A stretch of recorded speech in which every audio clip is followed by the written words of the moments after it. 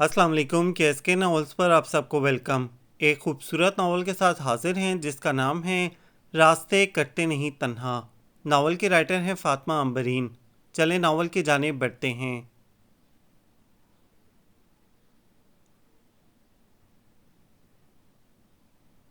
Miss Shah Bano Abdul Samad, इस आवाज़ पर वो बेख्तियार ही पीछे मुड़ी थी। जी, मैं राहील हयात आप ही को रिसीव करने आया था। इसके होंठों पर निहायत मुबहम सी मुस्कुराहट थी। आया था, जवाबन इसने सर से पैर तक राहील का जायज़ा लिया। तो क्या आप जा चुके हैं? इसके अंदाज में कमाल की हैरत थी। राहील बेख्तियार ही हंस पड़ा। बिल्कुल नहीं, मैं मौजूद हूँ, आइए प्लीज़। इसने शाहबानों का बैग थामने की कोशिश की। अरे नहीं शुक्रिया, मैं ये उठा लूँगी। इसने तरद्दुद किया। इट्स ओके शाबानो, इसने बैग लेकर अपने कंधे पर डाला। और सुनाइए, सफ़र कैसा गुजरा आपका? वो तेज़ तेज़ कदम उठाते हुए भीड़ में जगह बना रहा था। बहुत अच्छा।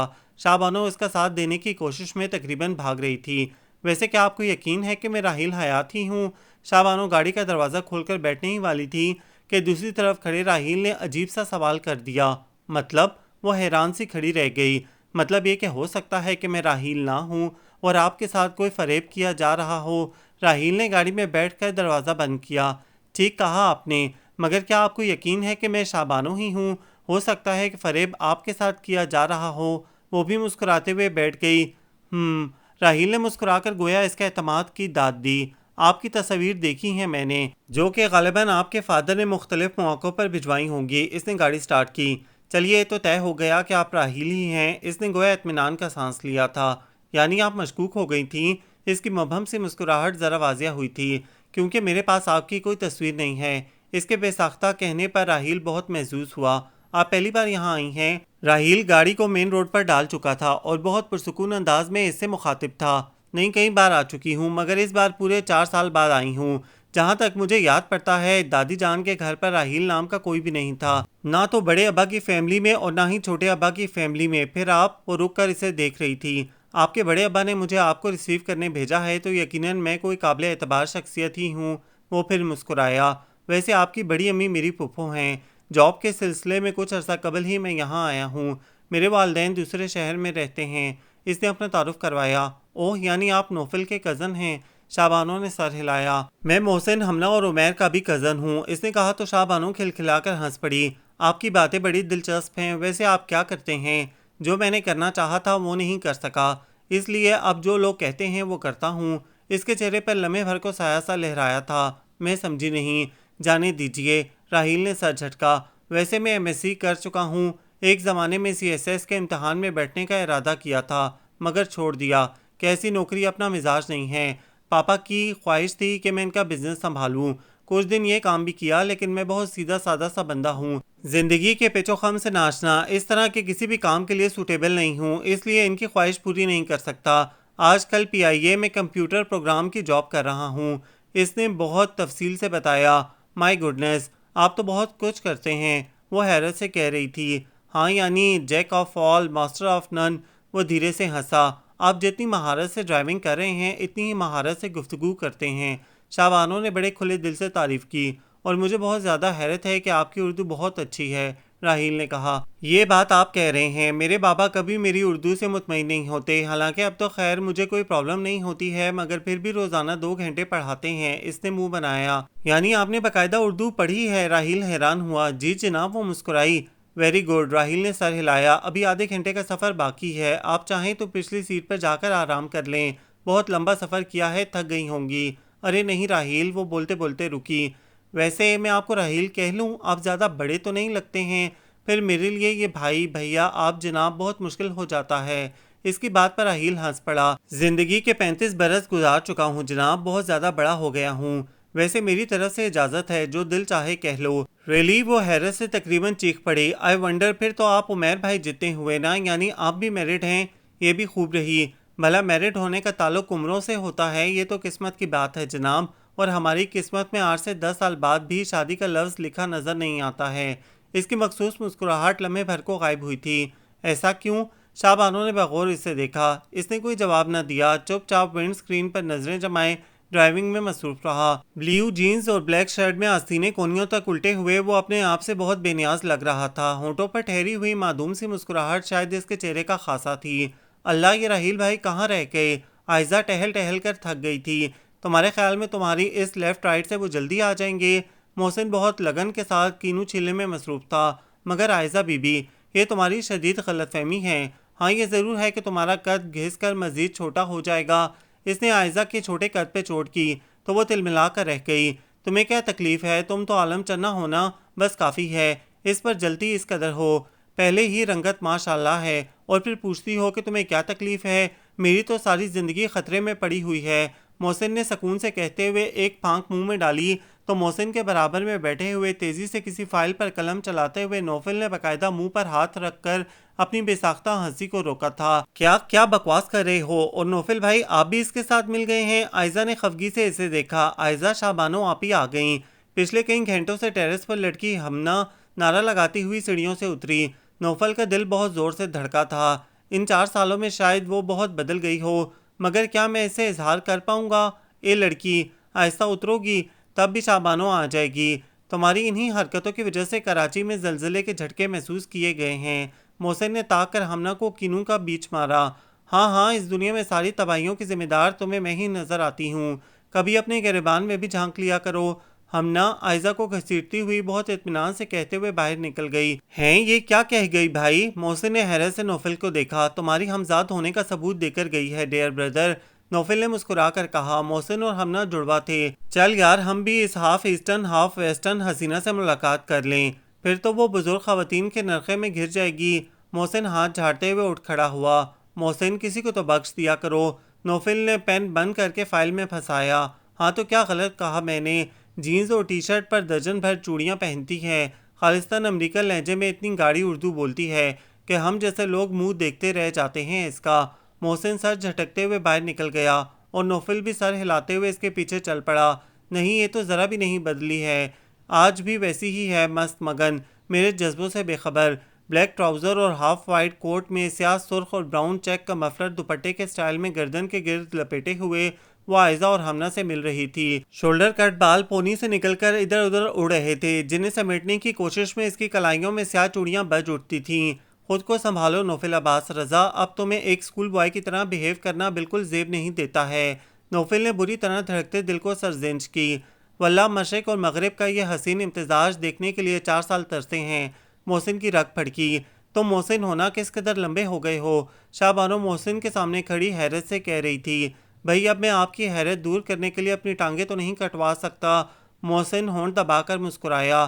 ویسے کٹوا ہی لو تو اچھا ہے، تمہاری نظروں کے زاویے تو میں نے بھی دیکھے ہیں، اس بیچاری کو تو سٹول پر کھڑے ہو کر تم سے بات کرنا پڑے گی، شاہ بانو شرارت آمیز انداز میں کہہ رہی تھی۔ محسن بری طرح خجل ہو گیا۔ واؤ، اسے کہتے ہیں شیر کو سوا شیر ملنا۔ ہمنا قریب کھڑی تھی، بہت زور سے ہنس کر بولی۔ اسی وقت شاہ بانو کی نظر نوفل پر پڑی تھی۔ ارے نوفل کیسے ہو؟ بالکل پہلے جیسا۔ وہ پوری طرح خود کو سنبھال چکا تھا، کم گو اور محتاط۔ شاید۔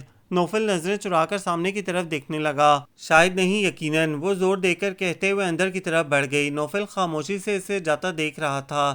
سب سے ملتے ملاتے اور حال احوال سناتے سناتے وہ حد سے زیادہ تھک چکی تھی، مگر ان سب کی محبتوں کے سامنے اپنی تھکن کا اظہار کرنا اسے اچھا نہیں لگ رہا تھا۔ میرے خیال میں تم لوگ باقی باتیں بعد میں کر لینا، شاہ بانو بہت تھک گئی ہوگی۔ اس نے تشکر آمیز نظروں سے یہ جملہ ادا کرنے والی ہستی کی طرف دیکھا۔ ارے آپ فروا بھابھی سے ملی؟ یہ اس گھر کا تازہ ترین اضافہ ہیں، عمیر بھائی کی بیگم۔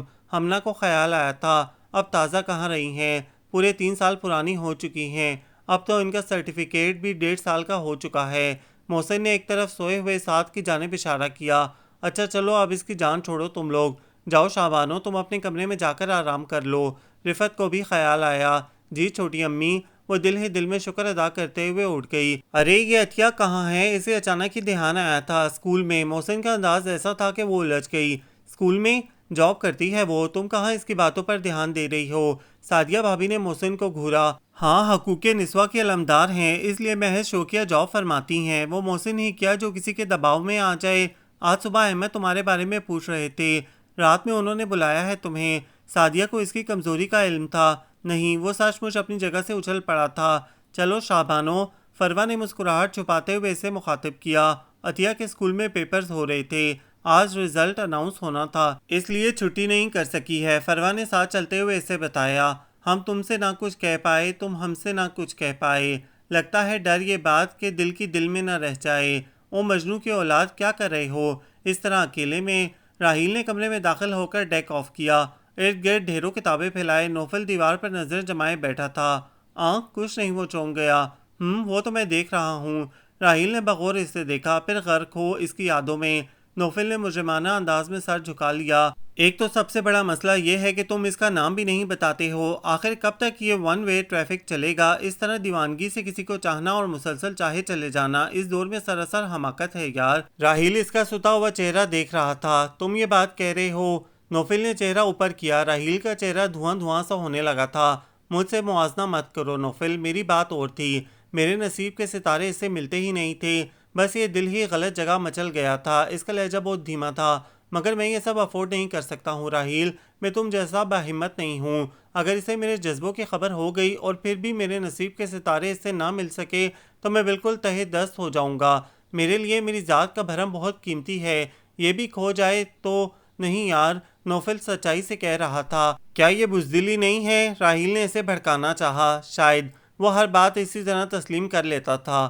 راحیل ایک گہری سانس لے کر کمرے سے باہر نکل گیا، اور جب بہترین کلاس ڈیکوریٹ کرنے پر مجھے انعام کے لیے پکارا گیا تو بتا نہیں سکتی ہوں کہ وہ عورتیں کیسا جل کر خاک ہو گئی تھیں۔ عطیہ سوچ سوچ کر محظوظ ہو رہی تھی۔ کون عورتیں؟ شاہ بانو کے حیرت سے پوچھنے پر ہمنا مسکرا دی۔ دراصل عطی آپا کے اسکول میں ساری ٹیچرز میرڈ ہیں سوائے ان کے اور عظما کے، اس لیے یہ دونوں انہیں اسی نام سے پکارتی ہیں، اس نے بتایا تو وہ بھی مسکرا دی۔ اوف اللہ، پتہ نہیں یہ سردیاں کیوں آتی ہیں، کام کرنے کے نام سے بھی جان نکل جاتی ہے۔ عائزہ برتن دھو کر فارغ ہوئی تھی، اس لیے بڑبڑاتی ہوئی لاؤنج میں داخل ہوئی۔ بری بات ہے عائزہ، کسی موسم کو برا بھلا نہیں کہتے ہیں، اللہ کو ناگوار گزرتا ہے۔ طاہرہ نے سویٹر بنتے ہوئے اسے سرزنش کی۔ اور تمہاری جان تو کام کے نام سے آلریڈی نکل جاتی ہے بغیر موسم کی پابندی کے۔ محسن نے ڈرائی فروٹ پھانکتے ہوئے ٹکڑا لگایا۔ وہ کافی دیر سے خاموش بیٹھا تھا۔ تم نہ بولا کرو ہر معاملے میں پیٹو، کھا کھا کر مر جانا کسی دن۔ وہ سلگ کر بولی، پتہ نہیں کب اس کی چھٹیاں ختم ہوں گی اور ہمیں سکھ کا سانس نصیب ہوگا۔ وہ شاہ بانو کے برابر میں بیٹھ گئی۔ محسن آج کل انٹر کا امتحان دے کر فارغ تھا۔ ہاں ہاں ہاں، میں کھا کھا کر مروں یا نہیں، مگر تم جل جل کر ضرور ختم ہو جاؤ گی۔ وہ دل کھول کر ہنسا تھا۔ محسن کیوں تنگ کرتے ہو اسے؟ عطیہ عائزہ کے رد عمل سے پہلے ہی بول پڑی تھی۔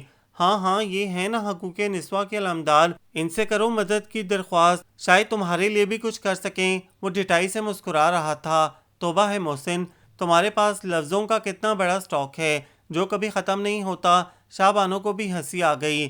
یعنی آپ کو سٹاک کی اردو نہیں آتی ہے؟ وہ خوشی سے اچھل پڑا۔ آتی ہے وہ، اس نے ذہن پر زور دیا۔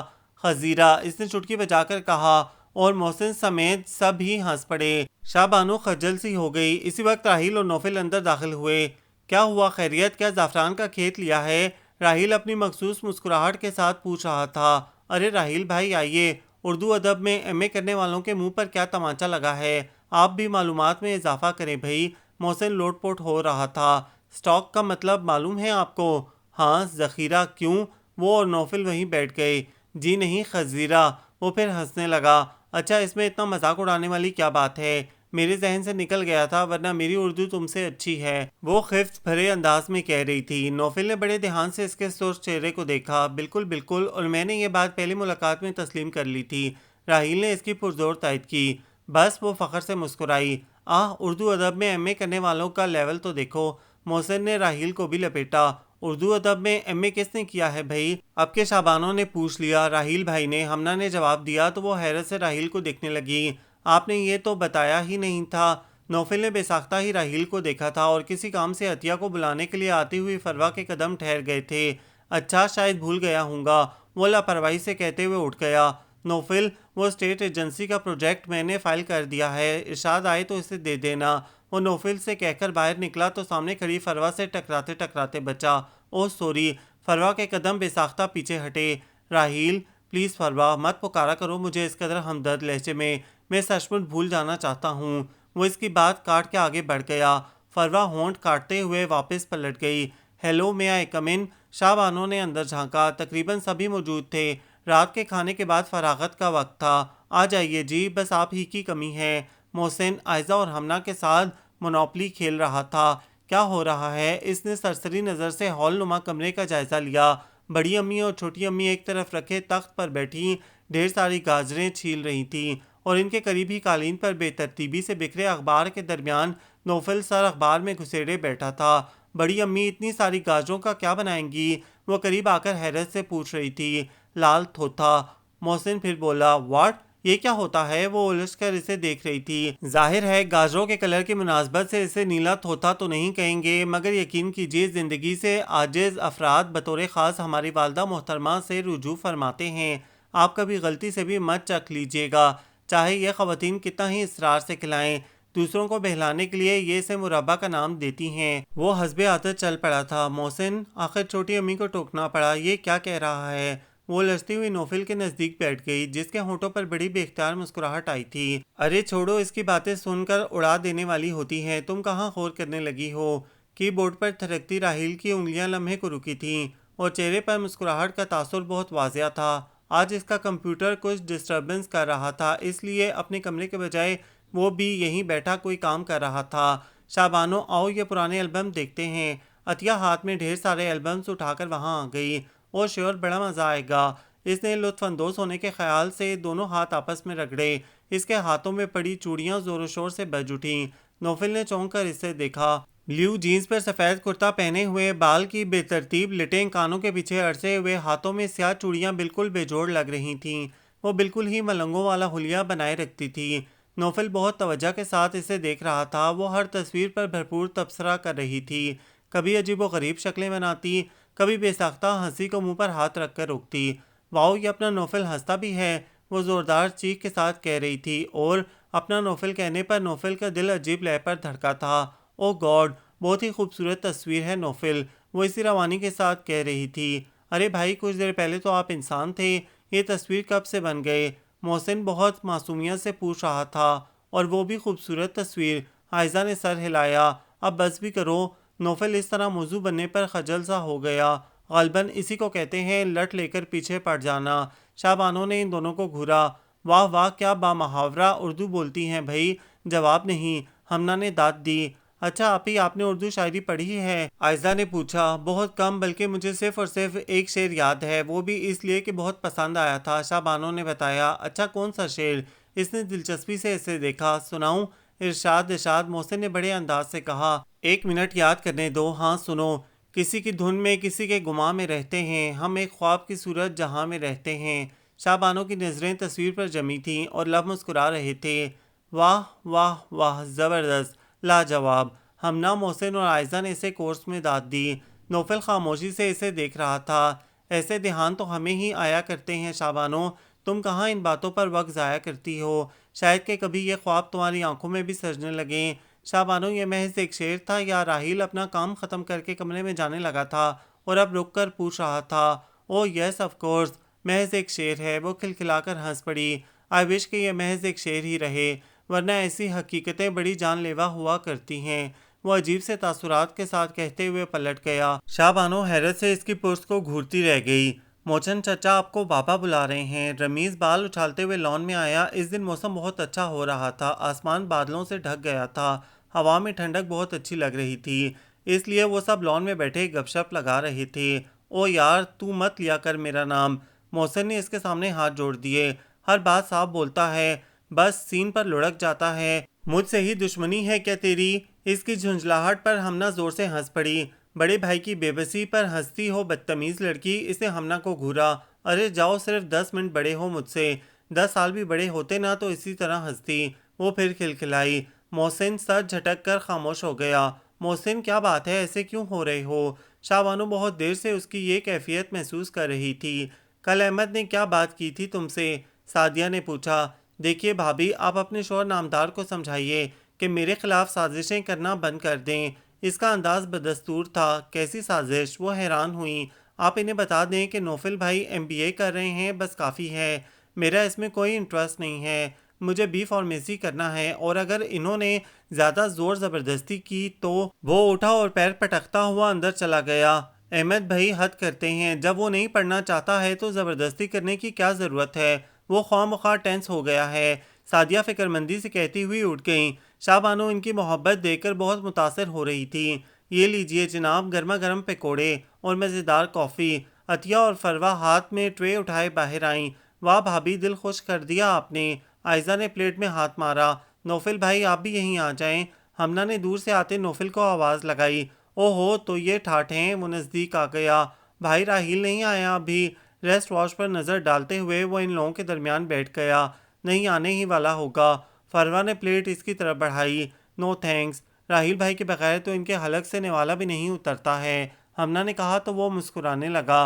حالانکہ عمروں میں تقریباً 6-7 سال کا فرق ہے، مگر دوستی اس قدر ہے کہ کوئی حد نہیں۔ عطیہ نے شاہ بانو کی طرف دیکھ کر کہا، راحیل ہے بھی تو اتنا بے تکلف، ہر ایک سے یوں گھل مل جاتا ہے کہ بڑے چھوٹے کا فرق باقی نہیں رہتا۔ فروا نے کہا، اب مجھے ہی لے لو، میں اس سے 6 سال چھوٹی ہوں، مگر میں نے آج تک اسے راحیل بھائی نہیں کہا۔ حالانکہ امی مجھے بہت ڈانٹتی تھیں، مگر میری زبان پر چڑھتا ہی نہیں تھا، اور پھر ہم لوگوں نے ایم اے بھی ساتھ ہی کیا تھا نا، اس لیے کبھی کوئی جھجک محسوس ہی نہیں ہوئی۔ فروا راحیل کی چچا زاد بہن تھی۔ ہاں یہ تو ہے، شاہ بانو نے اس سے اتفاق کیا، مگر نوفل تو ایسا نہیں ہے، یہ تو بہت کم بولتا ہے، بس مسکرا کر ہی کام چلا لیتا ہے۔ اس کی بات پر نوفل نے ایک نظر اسے دیکھا۔ لگتا تو نہیں ہے کہ میرا کام صرف مسکرانے سے چل جائے گا بے خبر لڑکی۔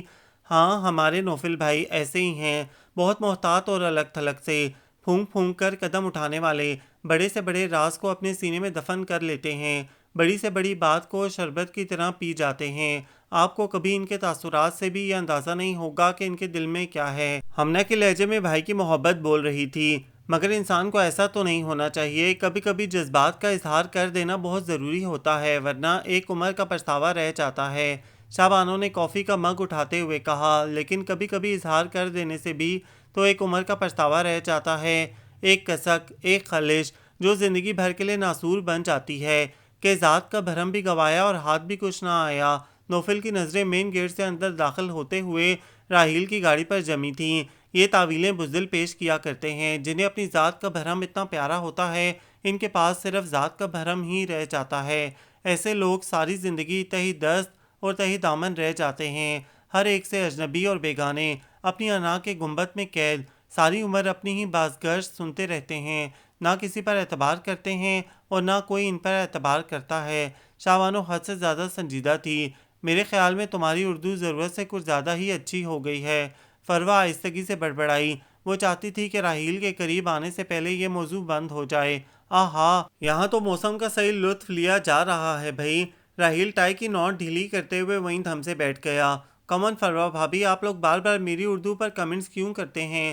میں یہاں رہتی نہیں ہوں، مگر تعلق تو یہیں سے رکھتی ہوں نا، اور پھر ہمارے گھر میں سب اردو میں ہی بات کرتے ہیں۔ میرے پاپا اس معاملے میں بہت سخت ہیں۔ شاہ بانو کے تند لہجے پہ راحیل نے چونک کر اسے دیکھا، پھر باری باری سب کے سنجیدہ چہروں کو دیکھا۔ خیریت، لگتا ہے کہ کافی سنجیدہ گفتگو ہو رہی ہے۔ نہیں، کچھ خاص نہیں، تم چینج کر کے فریش ہو جاؤ۔ فروا نے اسے ٹالنا چاہا۔ آپ بتائیں راحیل بھائی، انسان کو اپنے جذبات کا اظہار کر دینا چاہیے یا کسی قیمتی خزانے کی طرح اپنے دل کی تجوری میں بند رکھنا چاہیے؟ ہمنا نے بے خبری میں اس کی شہ رگ پر خنجر پھیر دیا تھا۔ راحیل، تمہارا فون آیا تھا، کوئی حیدر صاحب تھے، انہوں نے کہا تھا کہ گھر آؤ تو کال بیک کر لینا۔ فروا اس کے چہرے پر لہراتے سائے کو دیکھتے ہوئے گھبرا رہی تھی۔ فروا، میں نے تمہیں پہلے بھی کہا تھا کہ مجھ سے اس لہجے میں بات مت کیا کرو، کبھی کبھی لوگوں کی بے توجہی سے زیادہ ان کی توجہ مار ڈالتی ہے، اور پھر میں تو لوگوں کی اتنی زیادہ بے مروتی سہ چکا ہوں کہ اب مروت اور محبت میں ڈوبا ایک لفظ بھی الزام لگتا ہے۔ راحیل، آپ نے محبت کی ہے؟ شاہ بانو کافی دنوں سے مچلتے اس سوال کو لبوں پر لائی۔ ہاں کی ہے۔ راحیل کی مسکراہٹ واپس آ گئی تھی۔ نوفل اور فروا نے بے اختیار ہی ایک دوسرے کو دیکھا۔ کس سے؟ ہمنا اور عائزہ بے ارادہ ہی چیخ پڑیں۔ اس کائنات کے ہر سچے رنگ سے، پھول پودوں سے، بہتے جھرنوں سے، اڑتے بادلوں سے، برستی برسات سے، گاتے پنچھیوں سے۔ آپ بات کو ٹال رہی ہیں راحیل۔ شاہ بانو نے اسے ٹوک دیا۔ میں اس کائنات میں بسنے والے انسانوں کی بات کر رہی ہوں۔ نہیں، انسان اس لائق نہیں رہا۔ اس کی آنکھیں دھواں دھواں ہو رہی تھیں، مگر چہرے پر مسکراہٹ برقرار تھی۔ شاہ بانو ایک لمحے کو چپ ہو گئی۔ کیا ہوا؟ جواب پسند نہیں آیا یا سوالات ختم ہو گئے؟ راحیل نے ایک نظر اس پر ڈالی۔ آپ نے ایسا کیوں کہا؟ کیا انسان سے زیادہ بھی اس دنیا میں کچھ اہم ہوتا ہے، یا آپ اپنی تھیوری پر اس قدر مطمئن ہیں کہ انسان اور انسانیت کی عظمت سے انکاری ہو رہے ہیں؟ وہ سنجیدگی سے اسے دیکھ رہی تھی۔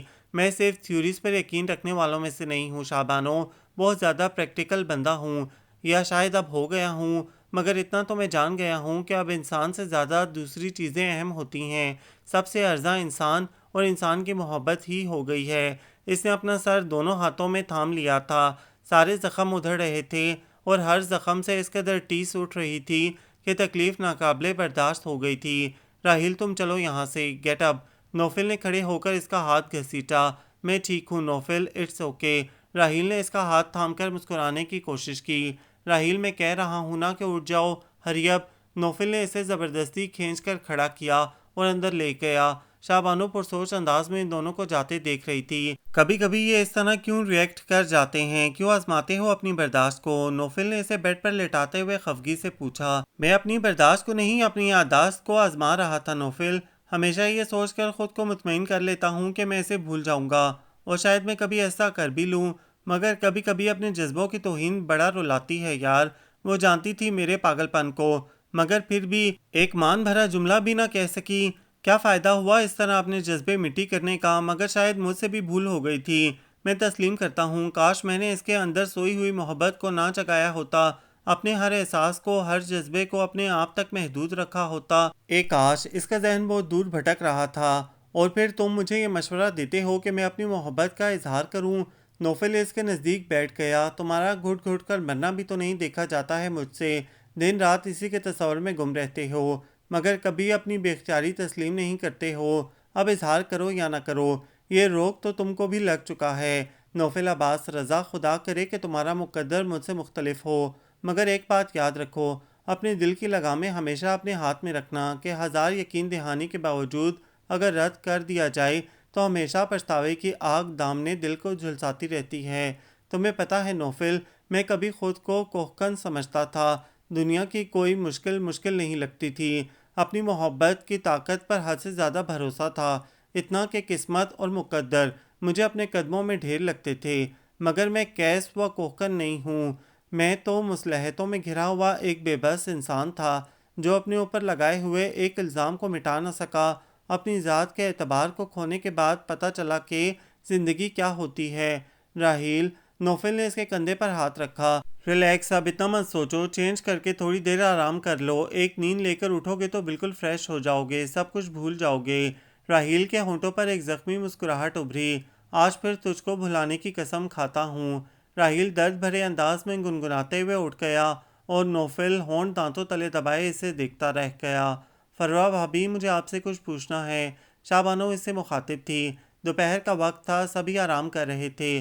فروہ کچن کی صفائی کرنے کے بعد باہر آئی تو شاہ بانو نے اسے روک لیا۔ پوچھو؟ وہ دوپٹے سے ہاتھ پہنچتی ہوئی اس کے ساتھ کمرے میں آ گئی۔ راحیل نے اب تک شادی کیوں نہیں کی ہے؟ بالکل غیر متوقع سوال پر فروہ ساکت سی رہ گئی، کیونکہ وہ کسی کے عشق میں گوڈوں گٹوں تک غرق ہے، اور کوئی بھی لڑکی ایسے شخص سے جانتے بوجھتے شادی کرنے پر تیار نہیں ہوتی۔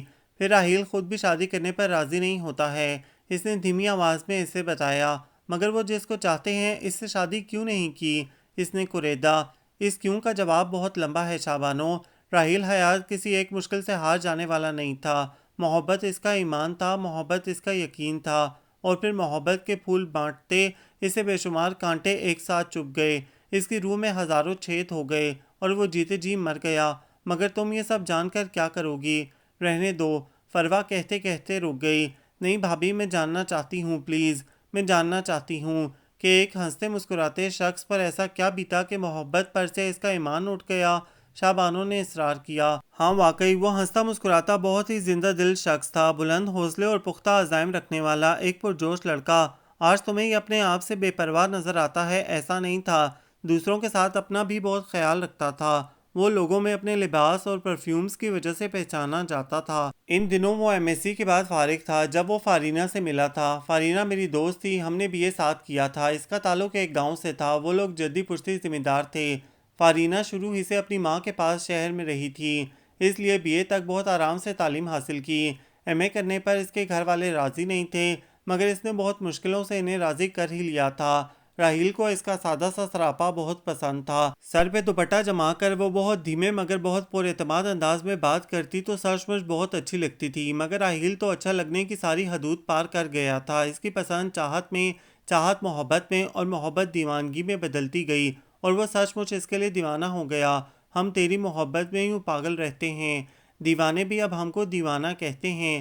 ول you shut up mister Raheel Hayat? Fareena نے ہنسی ضبط کر کے اس کے سر پر زور سے کتاب ماری، جو آنکھیں بند کیے بڑے جذب سے گنگنا رہا تھا۔ مانا کہ آپ یہاں شوقیہ ایم فرما رہے ہیں، مگر ہم غریبوں کو بڑی مشکل سے اجازت ملی ہے، ہمارے حال پر رحم فرمائیں برائے مہربانی۔ آہ کیسی ظالم لڑکی ہے، راحیل نے سر داب بھری۔ کبھی جو میرے جذبوں کی قدر کی ہوتی، جس کی خاطر میں نے اپنے کمپیوٹر سائنس میں ماسٹرز کی ڈگری بھول کر اردو ادب میں داخلہ لیا، جس کے نام سے میری روح کام جاتی تھی۔ فارینہ بے ساختہ ہی ہنس پڑی۔ بس بس رہنے دو، صرف یہی ایک بات یاد رہتی ہے تمہیں، اب آہ بھرنے کے لیے کوئی نیا جملہ ڈھونڈ لو بھائی، یہ تو گھس چکا ہے بالکل۔ وہ بھی مسکرا دیا۔ رینو پتہ ہے، اس نے سفید دوپٹے کے حالے میں قید اس کے سادہ سے چہرے کو دیکھا۔ کیا؟ فارینہ تیزی سے فائل پر قلم چلا رہی تھی۔ جب تم ہنستی ہو تو پتہ ہے میں بہت اچھی لگتی ہوں، یہ بھی پرانی اطلاع ہے۔ خدا کے لیے راحیل کچھ پڑھ لو، سیمسٹر سر پر ہیں۔ اس نے ہاتھ جوڑ دیے۔ نہیں بھائی، میں نے کب کہا کہ تم ہنستی ہو تو اچھی لگتی ہو؟ وہ بھی ایک ڈھیٹ تھا۔ پھر فارینہ نے اسے گھورا۔ جب تم ہنستی ہو تو بارش ہوتی ہے، یسرا نے نمودار ہو کر بے ساختہ کہا اور فروا کے ہاتھ پر ہاتھ مار کر ہنس پڑی۔ بارش ہوتی ہے؟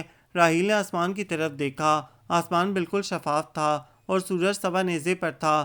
میں نے ایسا کب کہا؟ ارے بھائی، یہ دل تو پاگل ہے کہ ڈائلاگ ہیں، ہم سمجھے تم یہی کہنا چاہ رہے ہوگے۔ فروا نے مسکراہٹ دبائی تو اس کا منہ بن گیا۔ آگے انڈین فلم انڈسٹری، اب میرا گزارا ناممکن ہے۔ وہ اٹھ کھڑا ہوا۔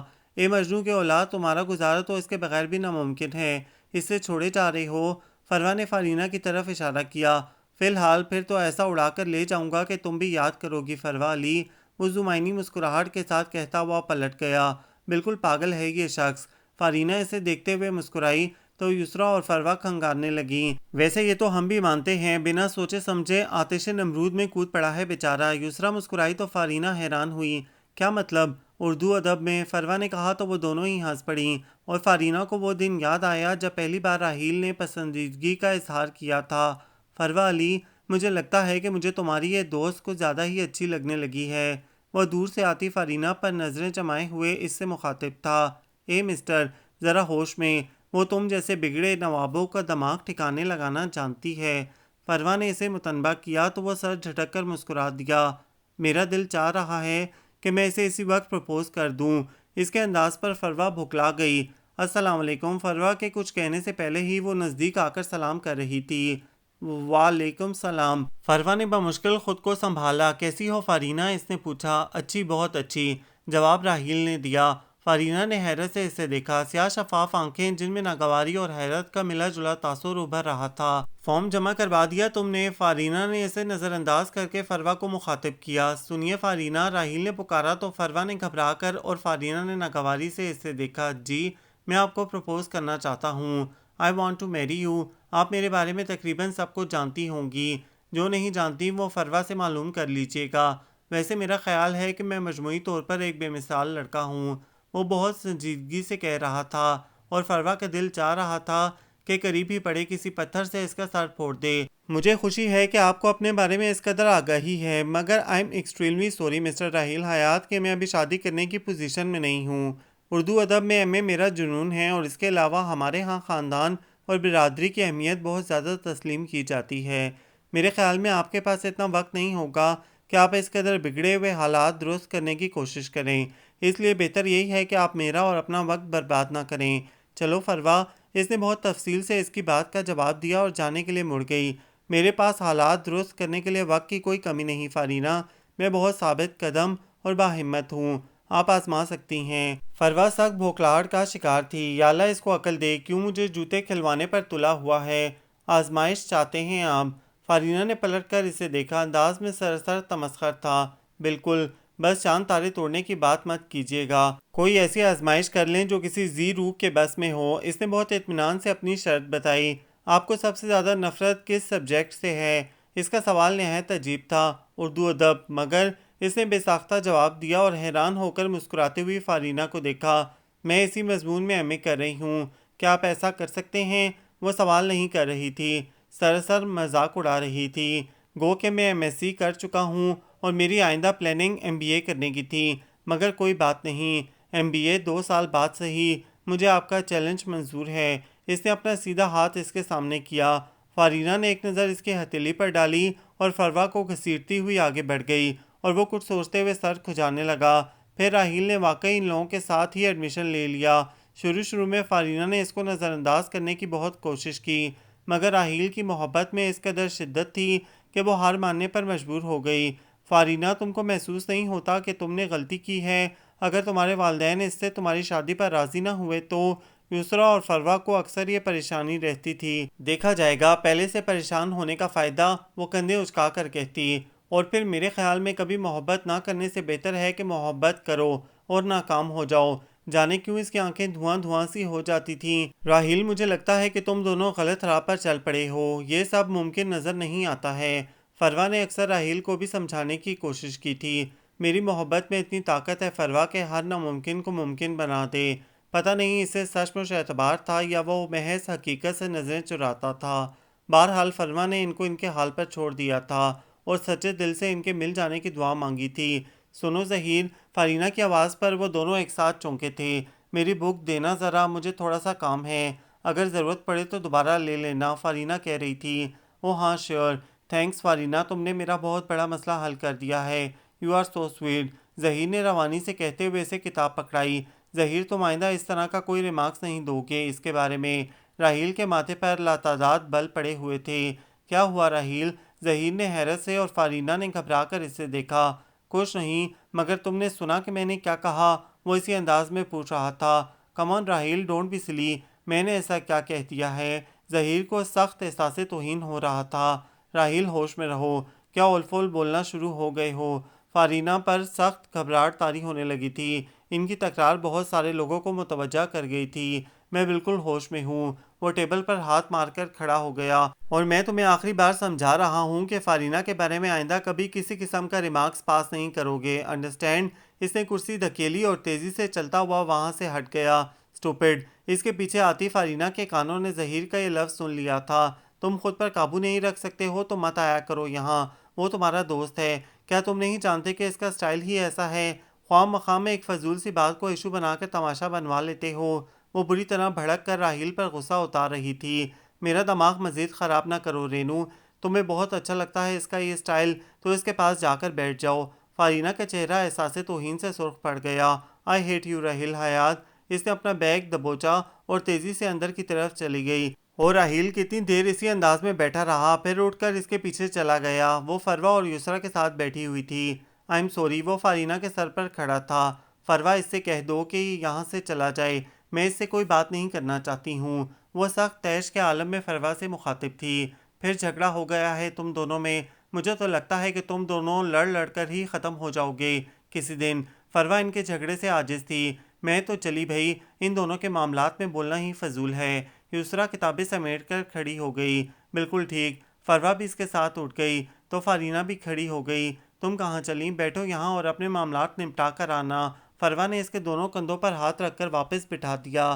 رینو پلیز، میں نے کہا نا کہ میں شرمندہ ہوں، میں غصے میں اس طرح کہہ گیا ہوں، ورنہ ہاں تم جو کہہ لو، اس کے لیے بڑی بڑی تعویلیں ہیں تمہارے پاس، جن کا نچوڑ یہ ہوتا ہے کہ تم بے قصور ہو اور کوئی دوسرا ذرا سا کچھ کہہ دے تو تمہیں پتنگے لگ جاتے ہیں۔ اپنے لیے بہت روشن خیال اور دوسروں کے لیے انتہائی تنگ نظر۔ فارینہ دھیمے مگر تند لہجے میں مخاطب تھی۔ دوسروں کے لیے نہیں، صرف تمہارے لیے۔ میں مانتا ہوں کہ تمہارے بارے میں بہت زیادہ کنزرویٹو ہوں، اور میں جو محسوس کرتا ہوں اس کا اظہار بھی کر دیتا ہوں۔ مجھے دل میں رکھ کر کڑنے جلنے کی عادت نہیں ہے، جو سوچتا ہوں کہہ دیتا ہوں، کسی کو برا لگے یا بھلا۔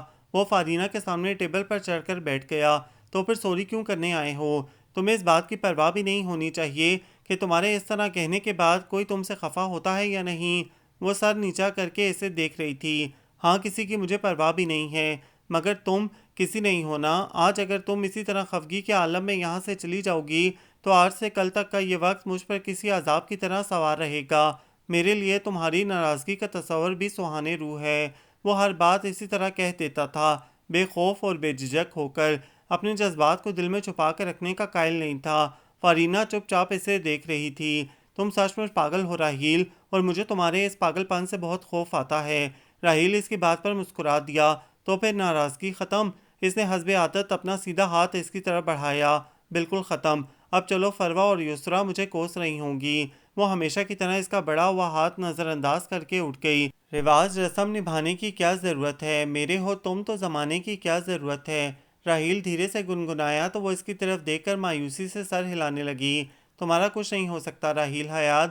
اور راہیل زور سے ہنس پڑا۔ مجھے غلط مت سمجھنا راہیل، مگر زندگی میں کبھی کبھی کمپرومائز کرنا بہت ضروری ہو جاتا ہے۔ یسرا ساری بات سننے کے بعد بہت سنجیدگی سے راہیل کو دیکھ رہی تھی۔ میں صرف آج کی بات نہیں کر رہی ہوں، تم ہمیشہ ہی اس طرح جذباتیت کا مظاہرہ کرتے ہو۔ کبھی کبھی تو ایسے وقت میں جب کہ خاموش رہنا بہت ضروری ہوتا ہے۔ مثلاً اس دن جب افضال نے پروفیسر حمدانی کے خلاف اول فول بکواس کی تھی تو تمہارے علاوہ وہاں اور بھی 13 افراد موجود تھے۔ سب نے چپ چاپ سن لیا، مگر تمہیں ضرور بولنا تھا، حالانکہ جانتے ہو کہ وہ کس قدر خطرناک لڑکوں کے ساتھ رہتا ہے، کس قدر خونخوار نظروں سے تمہیں گھور رہا تھا وہ۔ تم نے شاید غور بھی نہیں کیا ہوگا۔ میں چپ نہیں رہ سکتا۔ پروفیسر حمدانی میرے فیورٹ ہیں، اور پھر اگر اس میں اتنی ہمت تھی تو ان کے سامنے جا کر کہتا نا۔ وہ ایسوں کا منہ بند کرنا اچھی طرح جانتے ہیں۔ بس یہی تو مشورہ دیا تھا میں نے اسے کہ یہ سب جا کر پروفیسر صاحب کے سامنے کہو۔ میں ان کے بارے میں یہ سب برداشت نہیں کر سکتا ہوں۔ راہیل نے قطعی انداز میں کہا۔ چھوڑو یسرا، اسے سمجھانا بیکار ہے۔ یہ دل میں کوئی بات نہیں رکھ سکتا ہے، یہ اس کی فطرت ہے، اور فطرت نہیں بدلی جا سکتی۔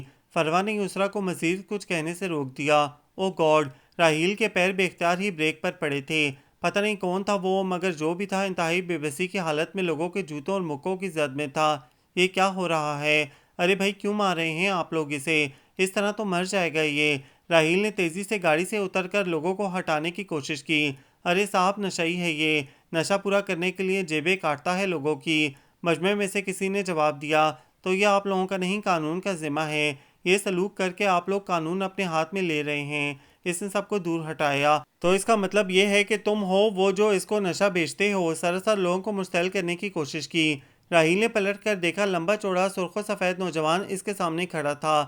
راہیل کے خاموش رہنے پر وہ دوبارہ گرج کر پوچھ رہا تھا، اس طرح کی باتیں کر کے تم لوگوں کو بھڑکانا چاہ رہے ہو، مگر تمہاری مجھ سے یا اس شخص سے کیا دشمنی ہے؟ راہیل نے کھولتے دماغ کو بمشکل قابو میں کیا۔ Shut up! اس گھٹیا نشے باز نے میری ہی جیب کاٹنے کی کوشش کی ہے، وہ غرایا۔ دیکھو مسٹر، اس نے تمہاری جیب کاٹنے کی کوشش کی ہے، جیب کاٹی نہیں ہے، اور اس کی یہ کوشش اب تم ثابت بھی نہیں کر سکتے ہو۔ البتہ تم لوگوں نے جس طرح اسے زود و کوب کیا ہے، اس کی ساری نشانیاں ابھی اس کے جسم پر موجود ہیں۔ اگر یہ سب الٹ گیا تو بہتری اسی میں ہے کہ خاموشی سے یہاں سے چلے جاؤ۔ راہیل بہت ٹھنڈے لہجے میں کہتا ہوا اس زخمی شخص کی طرف متوجہ ہوا۔ وہ ابھی تک کرا رہا تھا۔ اس نوجوان نے جھپٹ کر راہیل کا گریبان پکڑ لیا۔ زریاب! اس سے پہلے کہ راہیل کوئی رد عمل ظاہر کرتا وہ بہت تیزی سے گاڑی سے اتر کر سامنے آ گئی۔ رینو! راہیل کے لبوں کو بے آواز جنبش ہوئی۔ کیا تماشا بنا رہے ہو؟ چلو گاڑی میں بیٹھو۔ وہ زریاب کو بازو سے پکڑ کر آگے بڑھ گئی۔ دیکھ لوں گا تمہیں، وہ کف اڑاتا ہوا دھمکی آمیز انداز میں کہتا آگے بڑھ گیا۔ اوہ! یہ تو ابتدا میں ہی گڑبڑ ہو گئی۔ راہیل سر پر ہاتھ پھیرتے ہوئے بڑبڑایا۔ سنیے سر، مجھے پیسوں کی شدید ضرورت ہے، صرف 20 روپے دے دیجئے۔ زخموں سے چور وہ لڑکا بری طرح کپ کپاتے ہوئے اس سے مخاطب تھا۔ راہیل سوچتی نظروں سے اسے دیکھ رہا تھا۔ سکندر! سکندر! دور سے آتی آواز سن کر وہ بھوکلا کر پیچھے ہٹا۔ ٹھہرو، یہ تمہاری والدہ ہیں؟ راہیل نے اس کی کلائی سختی سے پکڑ کر سامنے سے آتی بوڑھی خاتون کو دیکھا۔ ارے بے غیرت انسان، اس عمر میں تیرے کرتوتوں نے رسوا کر دیا ہے مجھے۔ میرے سفید بالوں کا بھی لحاظ نہ کیا تو نے، آج بھیک مانگنا بھی شروع کر دی۔ انہوں نے پہلے اسے گریبان سے پکڑ کر جھنجھوڑا اور پھر ایک زوردار تماچا رسید کیا۔ یہ طریقہ بالکل غلط ہے محترم خاتون۔ راہیل نے انہیں دوسرا تماچا مارنے سے پہلے ہی روک دیا۔ پھر کیا کروں؟ پھولوں کے ہار پہناؤں اسے؟ اس کا باپ تو 6 اولادوں کا بوجھ ڈال کر چل بسا تھا، محنت کرتے کرتے ہاتھوں میں چھالے پڑ گئے ہیں میرے۔ کیا اس دن کے لیے پڑھا لکھایا تھا کہ نشہ کر کے لوگوں کے جوتے چاٹے؟ بولتے بولتے ان کی سانس پھول گئی۔ میں نے کہا نا کہ یہ طریقہ غلط ہے، صحیح طریقہ میں بتاتا ہوں آپ کو۔ آئیے میرے ساتھ، راہیل نے کہا اور سکندر کا ہاتھ پکڑ کر آگے بڑھ گیا۔ تم نے کیا سارے معاشرے کو سدھارنے کا ٹھیکہ لے رکھا ہے؟ فروا نے بھڑک کر پوچھا۔ ابھی تو نہیں لیا ہے، مگر لینے کے بارے میں سوچ رہا ہوں۔ کیوں رینو؟ وہ اطمینان سے آئس کریم کھانے میں مصروف تھا۔ سردیوں میں آئس کریم کھانے کا اپنا مزہ ہے، تم لوگ بھی کھاؤ گی؟ اس نے کب فروا کی طرف بڑھایا تو اس نے تب کر چہرہ دوسری طرف کر لیا۔ مرضی ہے، وہ کندھے اچکا کر بولا۔ تم ہر بات کو اسی طرح ہلکے پھلکے انداز میں لیتے ہو راہیل، اس فلاح و بہبود کے چکر میں تم کسی دن شدید نقصان اٹھاؤ گے۔ یسرا نے کہا تو وہ ہنس دیا۔ میرے خیال میں تم سب کو آئس کریم کی شدید ضرورت ہے۔ اس کی شرارتی نظریں فارینہ کے روٹھے ہوئے چہرے پر تھیں۔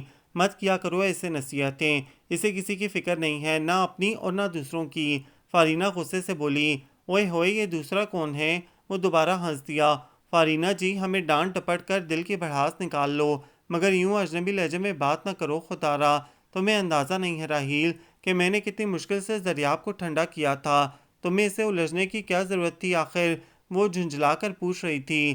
اوفو، مجھے کیا الہام ہوا تھا کہ وہ دریاب ہے؟ اور پھر اس سالے نے بھی تو مجھے پٹوانے میں کوئی کسر نہیں چھوڑی تھی، اس طرح کیوں گھور رہی ہو؟ میرا اس کا رشتہ تو یہی بنے گا نا؟ فروا نے رخ موڑ کر ہنسی چھپائی تھی۔ اگر میں ذرا بھی ٹیمپر لوز کرتا تو وہ لوگ سکندر کے بجائے میرا کیما بنانا شروع کر دیتے۔ میں نے تو صرف اپنا دفاع کیا تھا۔ اس نے کپ منہ سے لگا کر آئس کریم اندر ڈیلی، خالی کپ مروڑ کر پھینک دیا، اور اب تم نے یہ نیا ڈرامہ شروع کیا ہے سکندر۔ تم دیکھنا کہ وہ لڑکا 2 دن میں ہاسپٹل سے بھاگ جائے گا، تم کسی کو زبردستی۔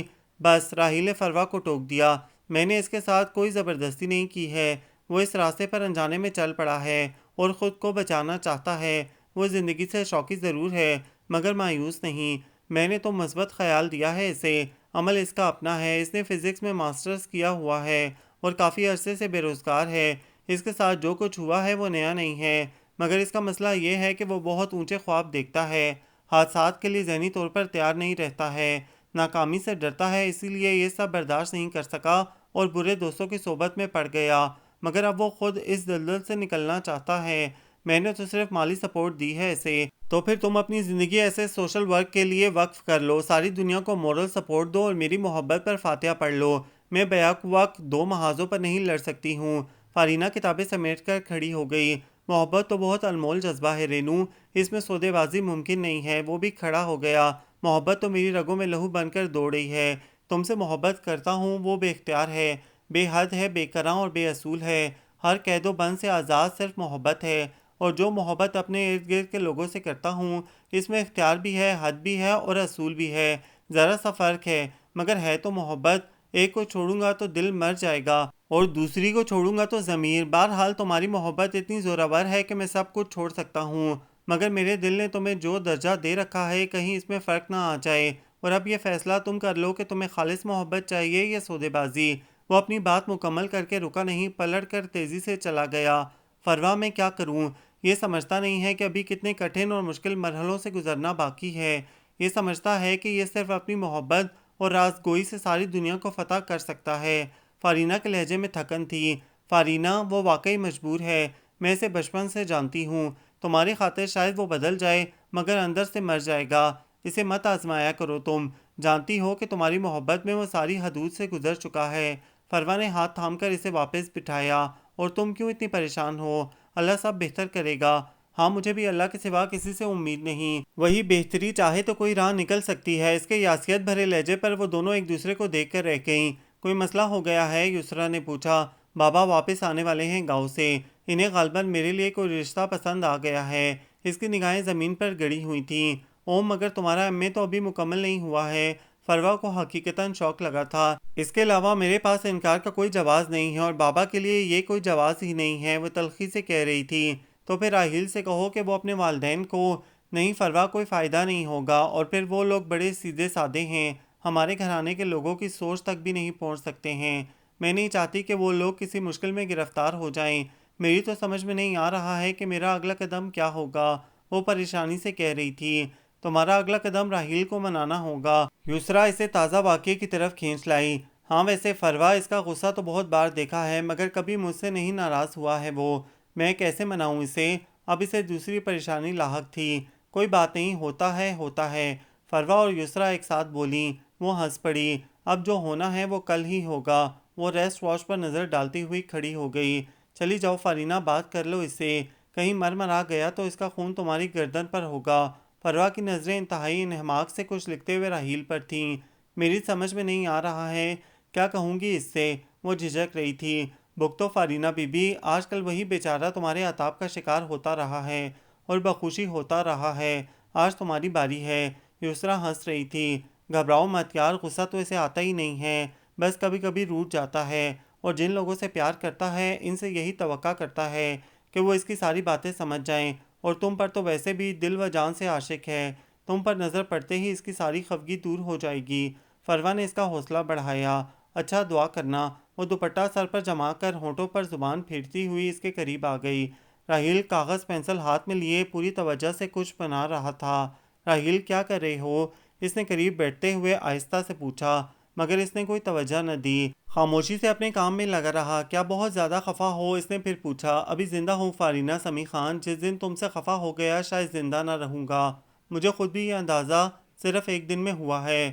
وہ سر اٹھائے بغیر بولا۔ تو میری طرف دیکھ کر بات کیوں نہیں کر رہے ہو؟ فارینہ نے پوچھا۔ جس قدر توجہ سے تمہیں دیکھ رہا ہوں اس کی مثال تمہیں شاید ہی ملے، یہ دیکھو۔ راہیل نے وہ کاغذ فارینہ کی طرف بڑھایا۔ مائی گاڈ! وہ حیرت زدہ رہ گئی۔ یہ تو میری تصویر ہے۔ تم نے پینٹنگ بھی سیکھی ہے؟ کافی پہلے سیکھی تھی، بس یوں ہی وقت گزاری کے لیے۔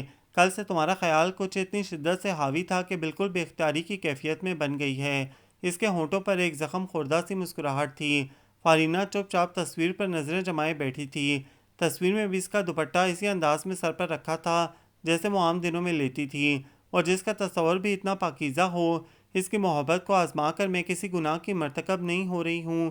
کیا ہوا، پسند نہیں آئی؟ راہیل نے پوچھا تو اس نے سر اٹھا کر اسے دیکھا۔ سرخ انگارہ نیند سے بوجھل آنکھیں، چہرے پر شدید تھکن کے آثار تھے۔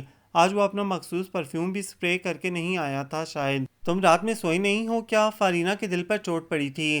پتہ ہے رینو، کل سے آئینے میں مجھے اپنی صورت بھی نظر نہیں آ رہی تھی، بس ہر طرف تم ہی تم نظر آ رہی ہو۔ نہ جانے کتنی بار تو میں چلتے چلتے لڑکھڑایا ہوں۔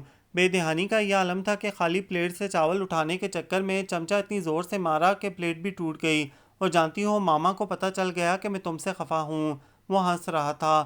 وہ کہنے لگی، راہیل اس قدر دیوانگی بھی اچھی نہیں ہوتی، اور تم اس سے خفا مت ہوا کرو، ہمارا نقصان ہوتا ہے۔ مجھے اس طرح مت چاہو راہیل، مجھے ڈر لگتا ہے۔ اس کے دل و دماغ میں ایک حشر برپا تھا۔ آنسو بے اختیار ہی پھسل کر اس کے دامن پر گرنے لگے۔ راہیل نے اسے منع نہیں کیا، بس ایک ہاتھ آگے بڑھا کر اس کے آنسو جمع کرنے لگا۔ یہ کیا کر رہے ہو؟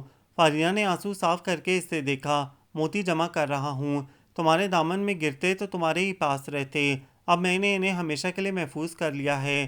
اس نے وہ آنسو کے قطرے اپنے رومال میں جذب کر لیے۔ اب تمہیں دیوانے پن کا سرٹیفکیٹ مل جانا چاہیے۔ فارینہ نے سر ہلایا تو وہ مسکرا دیا۔ تھینکس۔ یہ تصویر رکھو اور اٹھو یہاں سے۔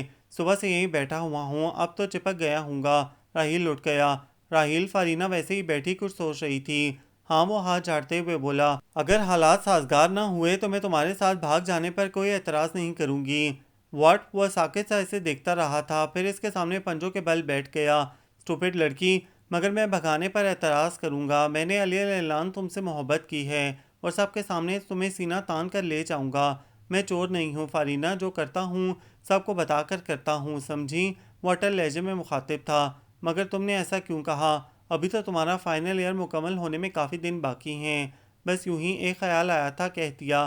وہ ایک گہری سانس لے کر اٹھ گئی۔ فارینہ کیوں نہیں آئی آج؟ اس نے کوئی چوتھی بار پوچھا تو فروا نے زور سے کتاب بند کر دی۔ تم ہمیں پاس ہونے دو، ہو سکتا ہے کہ کوئی پرابلم ہو گئی ہو، اور ایسی بے قراری ہے تو خود ہی فون کر کے معلوم کر لو۔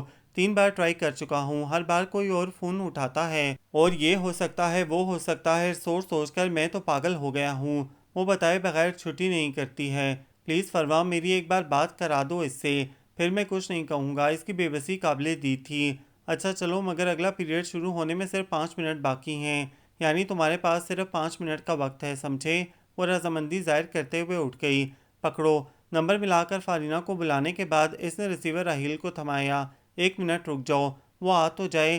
راہیل نے اسے روکا تو فروا بمشکل اپنی ہنسی ضبط کر سکی۔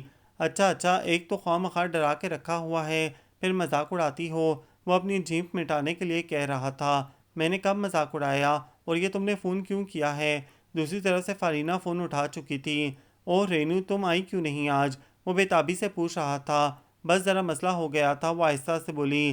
رینو پلیز، اس طرح بتائے بغیر غائب مت ہوا کرو، انجانے خدشات سے میرا دل بند ہونے لگتا ہے۔ اس کی بے چینی لہجے سے عیاں تھی۔ دراصل آج بابا گاؤں سے آنے والے تھے، گھر میں ذرا کام ہو گیا تھا، اس لیے مجھے رکنا پڑا۔ تم پریشان مت ہوا کرو، اس نے بتایا۔ اب یہ پریشانی میرے بس میں کہاں رہی ہے رینو، وہی دیوانگی۔ فارینہ کا دل لمحے بھر کے لیے کام گیا۔ اور تم ٹھہری جاگیردارنی، بھلا تمہیں کام کب سے روکنے لگے؟ گھر میں بے شمار نوکروں کی فوج کیا صرف سلامی دینے کے لیے رکھی ہے؟ اس بات پر ساتھ کھڑی فروا بھی مسکرا دی۔ تھوڑی دیر بات کرنے کے بعد وہ فون رکھ کر مڑا۔ فروا بغور اسے دیکھ رہی تھی۔ راہیل، ایک بات کہوں؟ وہ اس کے ساتھ چلتے ہوئے پوچھنے لگی۔ ہاں ضرور، اس کی سرشاری لہجے سے عیاں تھی۔ ہو سکتا ہے کہ کبھی آگے بڑھنے کا کوئی راستہ باقی نہ رہے، اس لیے واپسی کا ایک دروازہ کھلا چھوڑ دینا پلیز۔ راحیل رک کر اسے دیکھنے لگا۔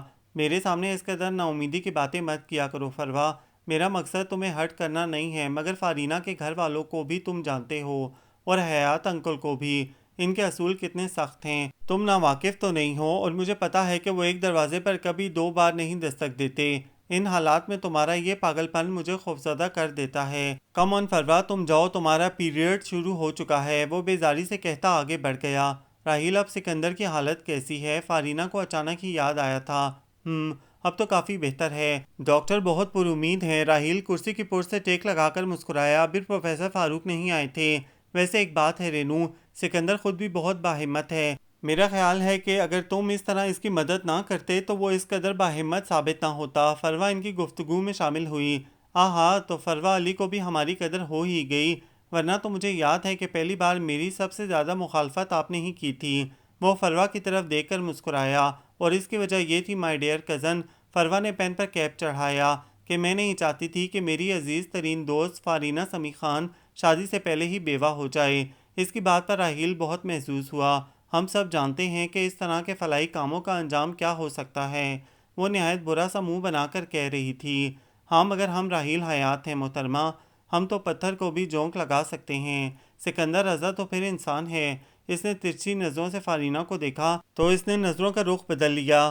سر آ رہے ہیں، اس نے ان دونوں کو مطلع کیا اور خود بھی اٹینشن ہو کر بیٹھ گئی۔ راحیل، میں بھی آج تمہارے ساتھ ہاسپٹل چلوں گی۔ فارینہ نے دوران لیکچر آہستہ سے اسے مخاطب کیا تو وہ صرف حیرت سے اسے دیکھ کر رہ گیا۔ آج سے پہلے اس نے کبھی راحیل کے ساتھ کہیں جانے کی حامی نہیں بھری تھی۔ میرے خدا، مجھے تو یقین نہیں آ رہا ہے کہ یہ سکندر ہے۔ فارینہ نے دھیرے سے سرگوشی کی۔ اسے تو وہ سکندر رضا یاد تھا جس کو ان لوگوں نے ایک سگریٹ کے لیے سڑک پر ایڑیاں رگڑ رگڑ کر بھیک مانگتے ہوئے دیکھا تھا۔ ابھی سے حیران ہو، آؤ اس سے ملو اور اس کی باتیں سنو، زندگی سے بھرپور اور حوصلہ مندی سے چور۔ راحیل آگے بڑھ کر اس سے ہاتھ ملا رہا تھا۔ کیسے ہیں راحیل بھائی؟ وہ مسکرایا۔ First class. تم سناؤ ینگ بوائے؟ وہ بھی مسکراتے ہوئے کرسی پر بیٹھ گیا۔ اب کیسا محسوس کر رہے ہو؟ بہت بہتر۔ درد تو اب بھی ہوتا ہے مگر وہ شدت نہیں ہوتی، بس کبھی کبھی بہت زیادہ تھکن ہونے لگتی ہے، یوں لگتا ہے کہ کوئی مارکا سر کیا ہو۔ سکندر دھیرے دھیرے بول رہا تھا۔ مارکا ہی تو تھا نا، زندگی اور موت کے بیچ۔ کم آن سکندر، زندگی جیت چکی ہے، اب پچھلی باتیں بھول جانے کی کوشش کرو یار، بی بریو۔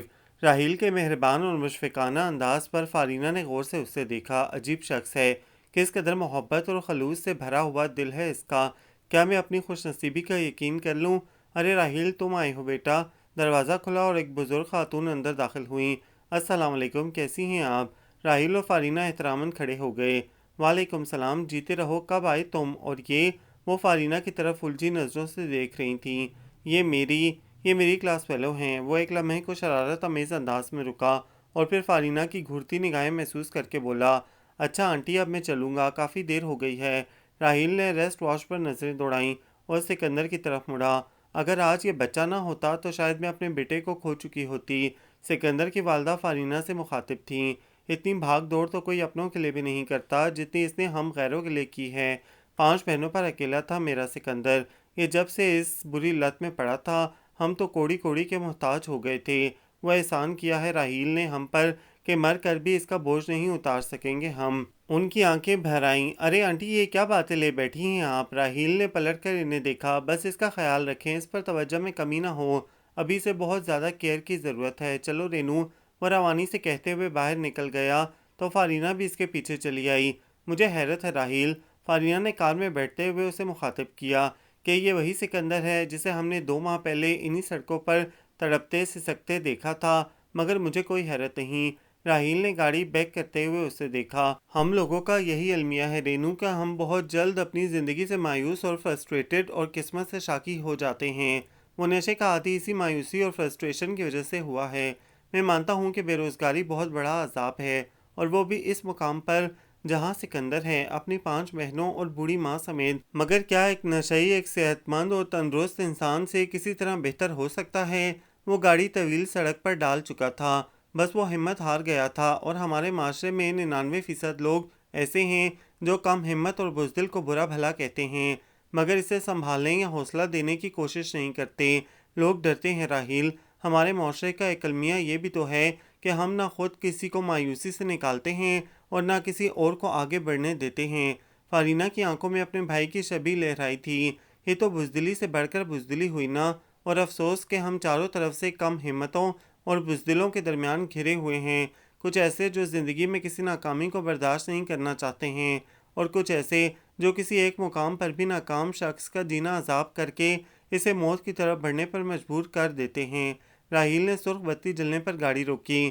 اس بچے کو دیکھو، اس نے ہاتھوں میں پھولوں کے ہار سے سجی سٹک لے کر ہر گاڑی کا شیشہ کھٹکھٹاتے ہوئے بچے کی طرف اشارہ کیا۔ 100 میں سے شاید صرف 5 گاڑیوں کا شیشہ اس کے لیے کھلتا ہے، مگر یہ ہمیشہ اسی سڑک پر پھول بیچتا ہوا نظر آتا ہے۔ اس کی ایک نابینا ماں اور 2 چھوٹے بہن بھائی ہیں۔ یہ جانتا ہے کہ ان سب کی کفالت اسی کے ذمہ ہے، اور اسے یقین ہے کہ اگر وہ اسی حوصلے کے ساتھ یہ کام کرتا رہے گا تو ایک دن اس کی اپنی دکان ہوگی۔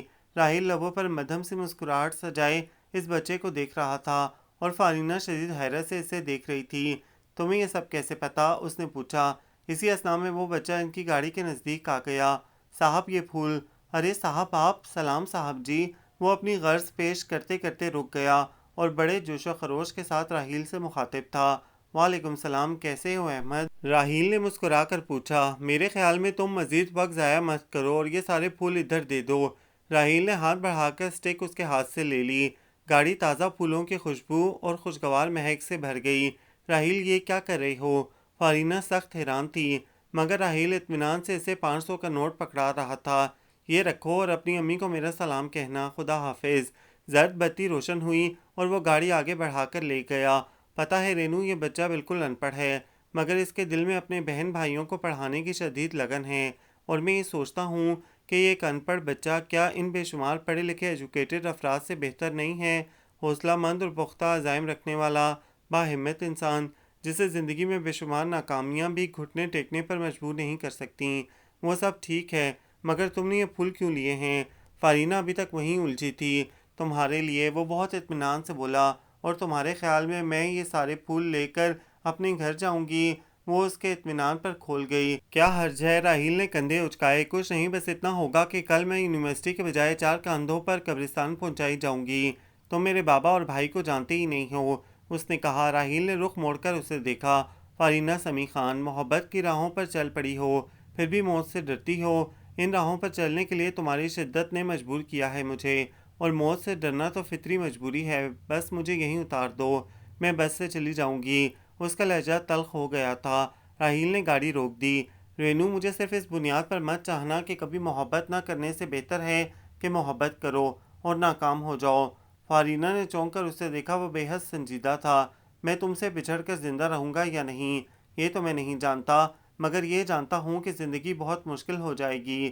میں اتنا آگے نکل چکا ہوں کہ واپسی کے سارے راستے نظروں سے اوجھل ہو گئے ہیں۔ تم ایک کوشش ضرور کرنا رینو، صرف میری خاطر۔ راحیل، نہ جانے کیا تھا راحیل کے لہجے میں کہ اس نے تڑپ کر اس کے ہاتھ پر اپنا ہاتھ رکھا تھا۔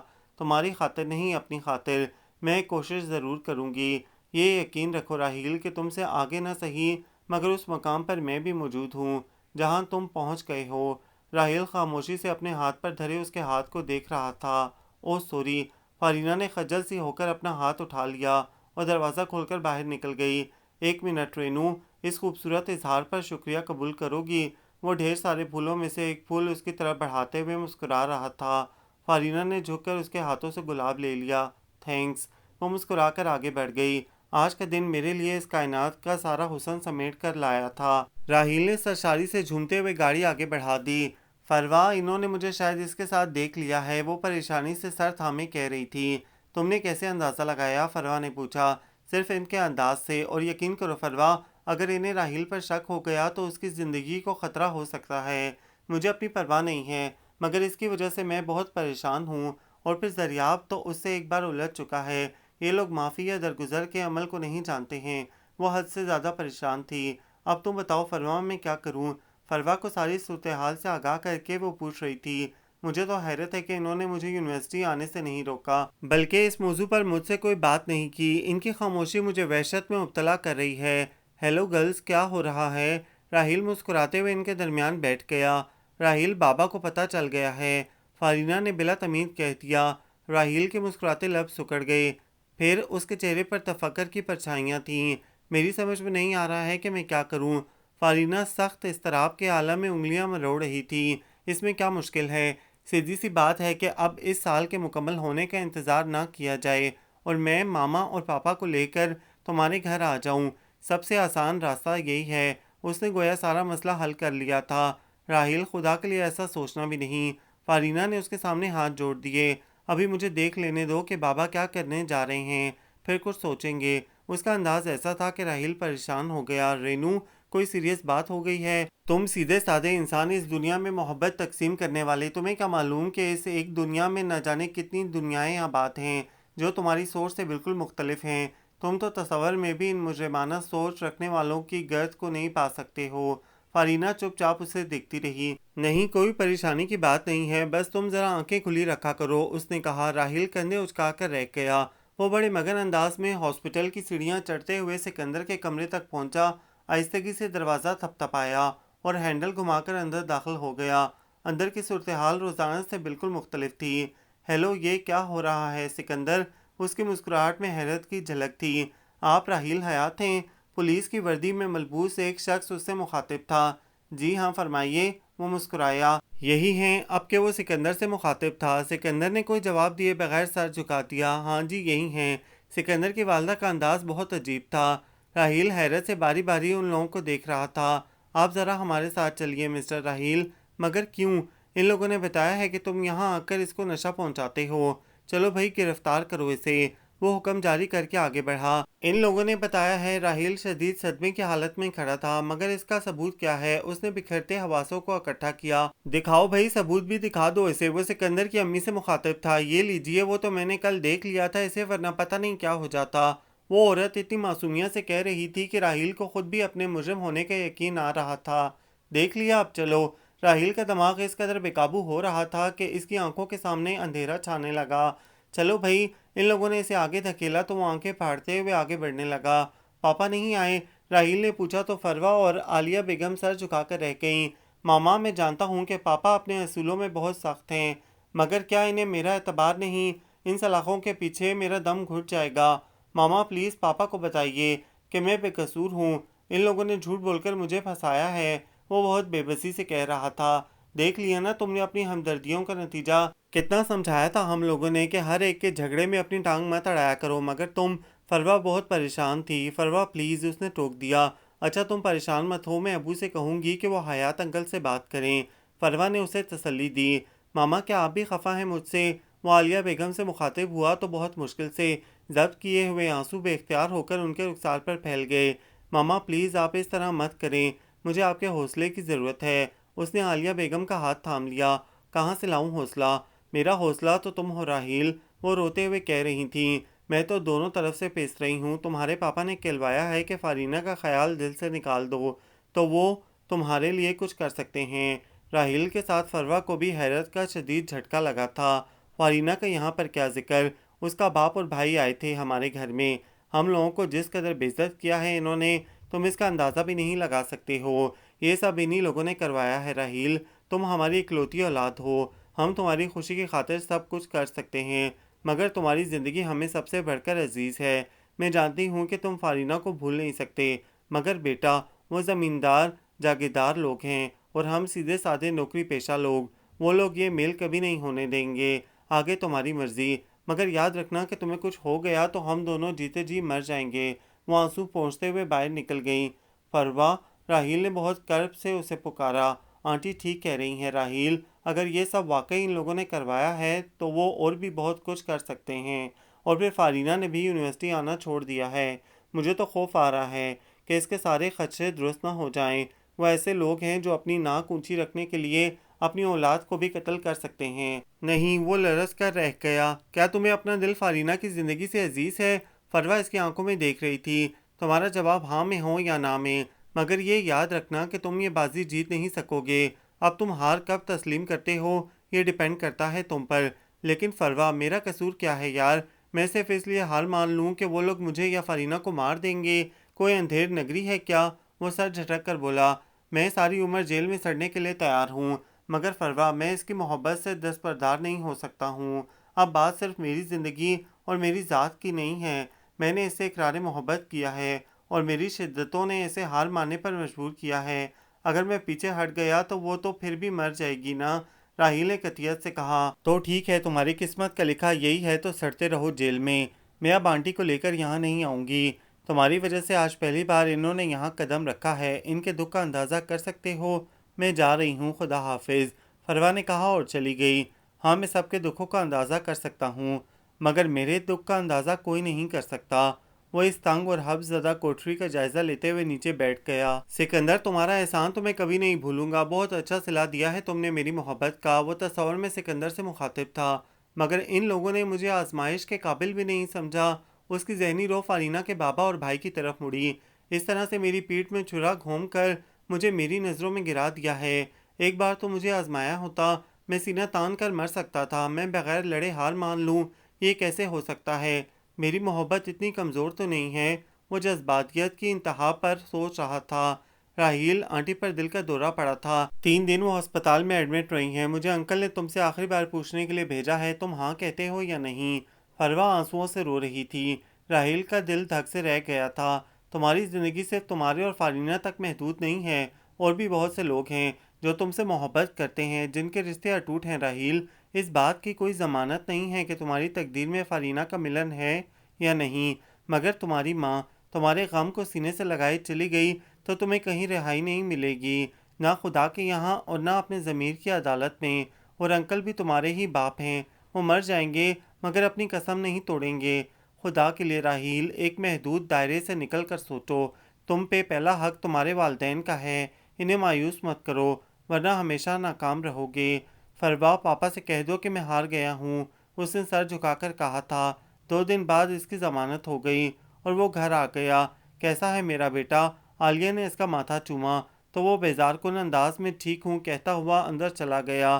ڈونٹ وری عالیہ، کچھ دنوں میں سب ٹھیک ہو جائے گا۔ حیات علی نے فکرمند سی عالیہ کو دلاسا دیا۔ تو یہ طے ہوا فارینہ سمیع خان کہ تم میرے نصیب میں تھی ہی نہیں۔ بیڈ کی پٹی پر سر ٹکائے وہ فارینہ کے تصور سے مخاطب تھا، مگر اس طرح یہ سب اس طرح کیسے ہو گیا؟ ہماری زندگی کے فیصلے ان لوگوں نے کر دیے جن کے سامنے ہم نے اپنی محبت کا لوہا منوانے کے پلان ترتیب دیے تھے۔ انہوں نے تو ہمیں مشورے کے قابل بھی نہیں سمجھا، غلطی سے جسم پر چڑھ جانے والے کسی حقیر کیڑے کی طرح جھٹک دیا۔ مگر میں اتنی آسانی سے نہیں مانوں گا، ایک بار تم سے ملوں گا ضرور۔ اس کے دماغ میں آندھیاں چل رہی تھیں، یہی وہ جگہ تھی جہاں سے میں نے ایک تڑپتے سسکتے شخص کو زندگی کی نوید سنانا چاہی تھی، اور صلے میں اس نے مجھے کیا دیا؟ وہ سڑک کے کنارے چلتے ہوئے سوچ رہا تھا، اس کے قدم سکندر کے گھر کے جانب اٹھ رہے تھے۔ مجھے سکندر سے ملنا ہے۔ گھر کے نزدیک پہنچ کر اس نے ایک شخص سے کہا، شاید گھر میں کوئی تقریب تھی، کافی لوگوں کا مجمع تھا۔ تھوڑی دیر بعد ہی سکندر آ گیا، اسے دیکھ کر وہ سکتے کسی کیفیت میں آ گیا تھا۔ پہچانا سکندر؟ راہیل کے چہرے پر کوئی تاثر نہیں تھا۔ راہیل بھائی آپ، وہ بھکلا گیا۔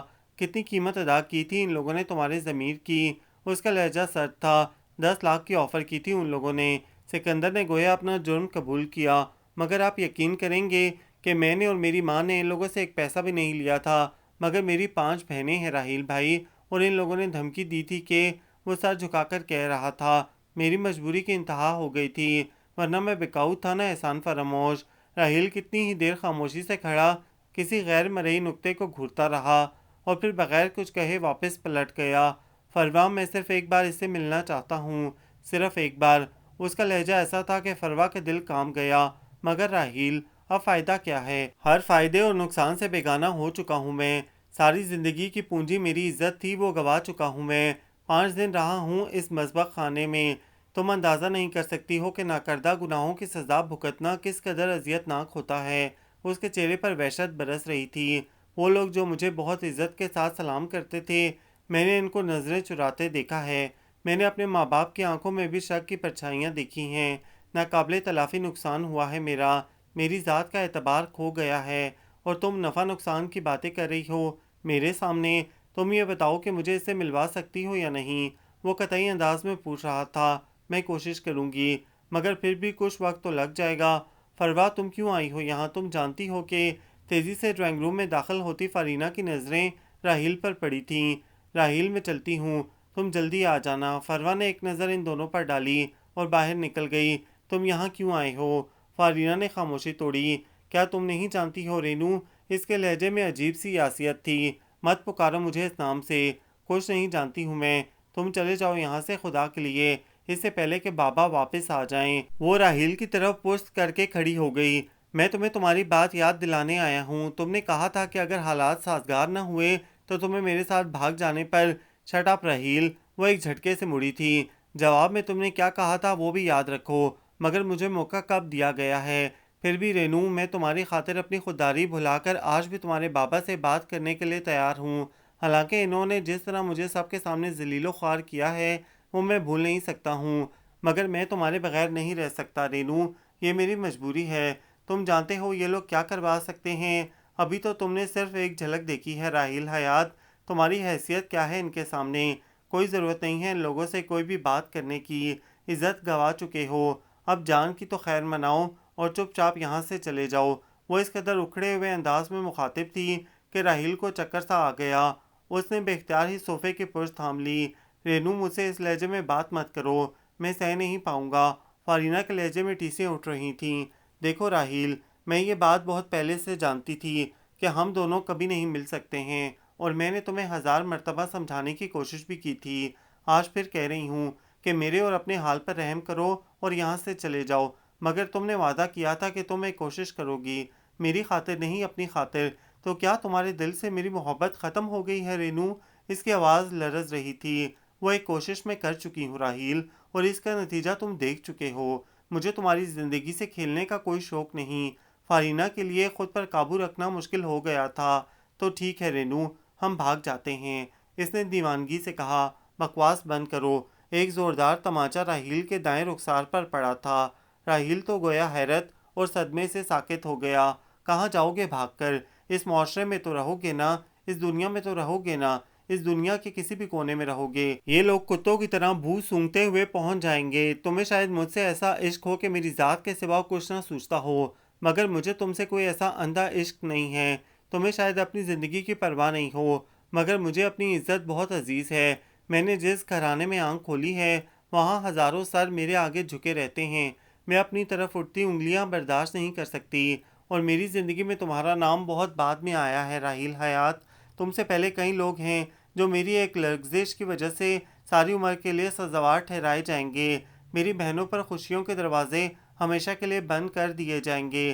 وہ میری ایک جذباتی بھول کی وجہ سے ساری زندگی کے لیے معطوف ٹھہرائی جائیں گی۔ میں ایسا کوئی قدم نہیں اٹھا سکتی کہ میں اپنوں سے نظر ملانے کے لائق نہ رہوں۔ ہاں، میں نے تمہاری محبت کی شدت کے آگے مجبور ہو کر کئی بار یہ سوچا تھا کہ میں تمہارے لیے کچھ بھی کر سکتی ہوں، مگر شاید میری سوچ غلط تھی۔ تم سے جدائی کی خلش ساری زندگی میرے دل میں رہے گی، میں جانتی ہوں، مگر اب ہم دونوں کو اسی خلش کے ساتھ زندہ رہنا ہوگا۔ اور یہ آخری جھٹکا تھا جو فارینا نے اس کو دیا تھا۔ وہ ایک لفظ کہے بغیر چپ چاپ وہاں سے پلٹ گیا۔ اپنے ہارنے کا یقین تو اسے پہلے بھی تھا، لیکن ایسی مات کا تصور بھی نہیں کیا تھا اس نے۔ اپنی ذات اس قدر ارزاں اور بے وقت لگ رہی تھی کہ کوئی انتہا نہ تھی۔ اپنی کم مائگی کا احساس اس قدر شدید تھا کہ دل و دماغ نے ساتھ چھوڑنا شروع کر دیا، اور وہ ایکسیڈنٹ کر بیٹھا۔ تقریباً 1 ماہ وہ ہاسپٹل میں رہا تھا اور پھر گھر واپس آ گیا، مگر اس کی زندہ دلی اور بھرپور کہکے پھر کبھی واپس نہ آ سکے۔ اس دن فروا اسے ملنے چلی آئی تھی۔ السلام علیکم آنٹی، فروا اندر داخل ہوئی۔ وعلیکم السلام، کیسی ہو فروا؟ عالیہ مسکرائیں۔ ٹھیک ہوں، وہ آہستگی سے کہتے ہوئے ان کے برابر میں بیٹھ گئی۔ یونیورسٹی نہیں گئی آج؟ انہوں نے پوچھا۔ جی بس موڈ نہیں ہوا، فروا سر جھکا کر ناخن کھرچ رہی تھی۔ راحیل کیسا ہے آنٹی؟ اس نے ہمت کر کے پوچھا تو وہ ایک گہری سانس لے کر رہ گئیں۔ صبح سے اپنے کمرے میں بند ہے، میں دیکھتی ہوں۔ فروا اٹھ کر اندر کی طرف آ گئی۔ چوتھی دستک پر راحیل نے دروازہ کھول دیا۔ بکھرے بال، ملگجہ لباس، سرخ انگارہ آنکھیں، فروا کے دل پر چوٹ سی پڑی۔ راحیل، یہ سب ٹھیک نہیں ہے، وہ آہستگی سے کہتی ہوئی کمرے میں داخل ہو گئی۔ اس طرح خود کو تباہ مت کرو، جتنی زندگی باقی ہے وہ تو تمہیں گزارنا ہے، پھر یہ سب کیا ہے؟ راحیل دوبارہ اپنے بیڈ پر دراز ہو چکا تھا۔ فروا، تم تو ناسیہ مت بنو۔ وہ چھت کو گھور رہا تھا، آواز میں آنسوؤں کی وجہ سے بھاری پن پیدا ہو گیا تھا۔ تم روتے رہے ہو؟ فروا نے بغور اس سے دیکھا۔ اب تو ساری زندگی کا رونا ہے۔ وہ اسی انداز میں لیٹا ہوا تھا۔ بڑی ناقدری ہوئی ہے فروا، مجھے اپنی ذات کا بھرم کھونے کا افسوس آج سے پہلے کبھی نہیں ہوا تھا۔ کاش میں نے یوں اپنی چاہت عیاں نہ کی ہوتی تو ذلت کا یہ عذاب میری جان نہ لیتا۔ قسمت میں یہ بے اطمینانی درج تھی، مگر کاش میں نے اسے اپنے جذبوں سے باخبر نہ کیا ہوتا۔ میری انا اس طرح کرچی کرچی تو نہ ہوتی۔ میں تو بالکل تہہ دست رہ گیا ہوں فروا، بالکل خالی ہاتھ۔ آنکھوں کے کناروں سے 2 بوندیں بہت خاموشی سے نکل کر اس کے بالوں میں گم ہو گئیں۔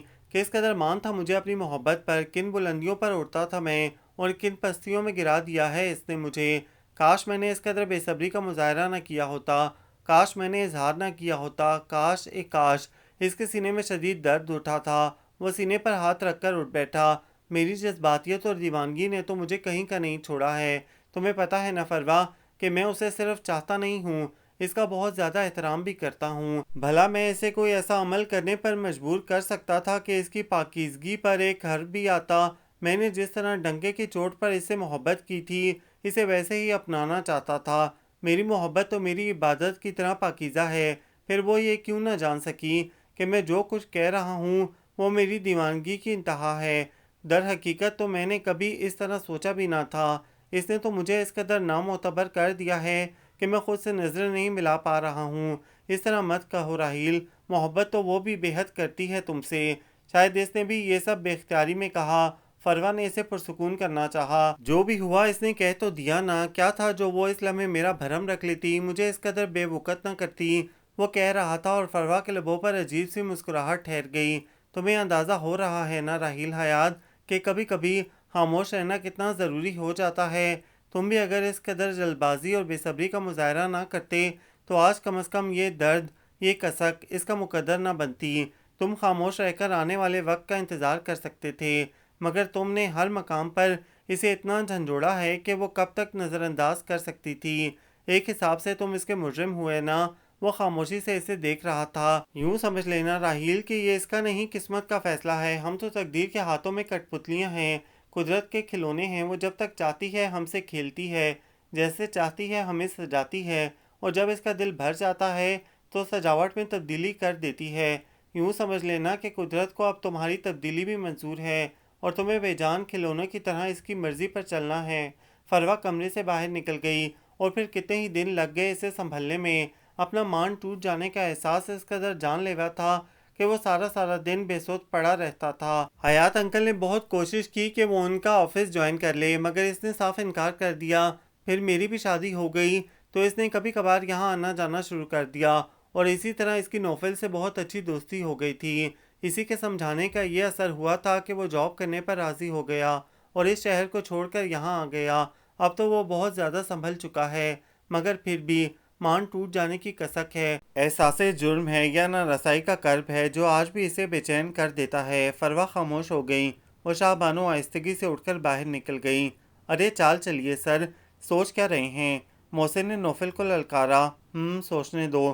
نوفل نے بورڈ پر نظریں جمائے ہوئے کہا۔ واؤ، چیس کھیل رہی ہو تم لوگ؟ شاہ بانو گیلے بالوں میں انگلیاں چلاتے ہوئے ان لوگوں کے نزدیک آ گئی۔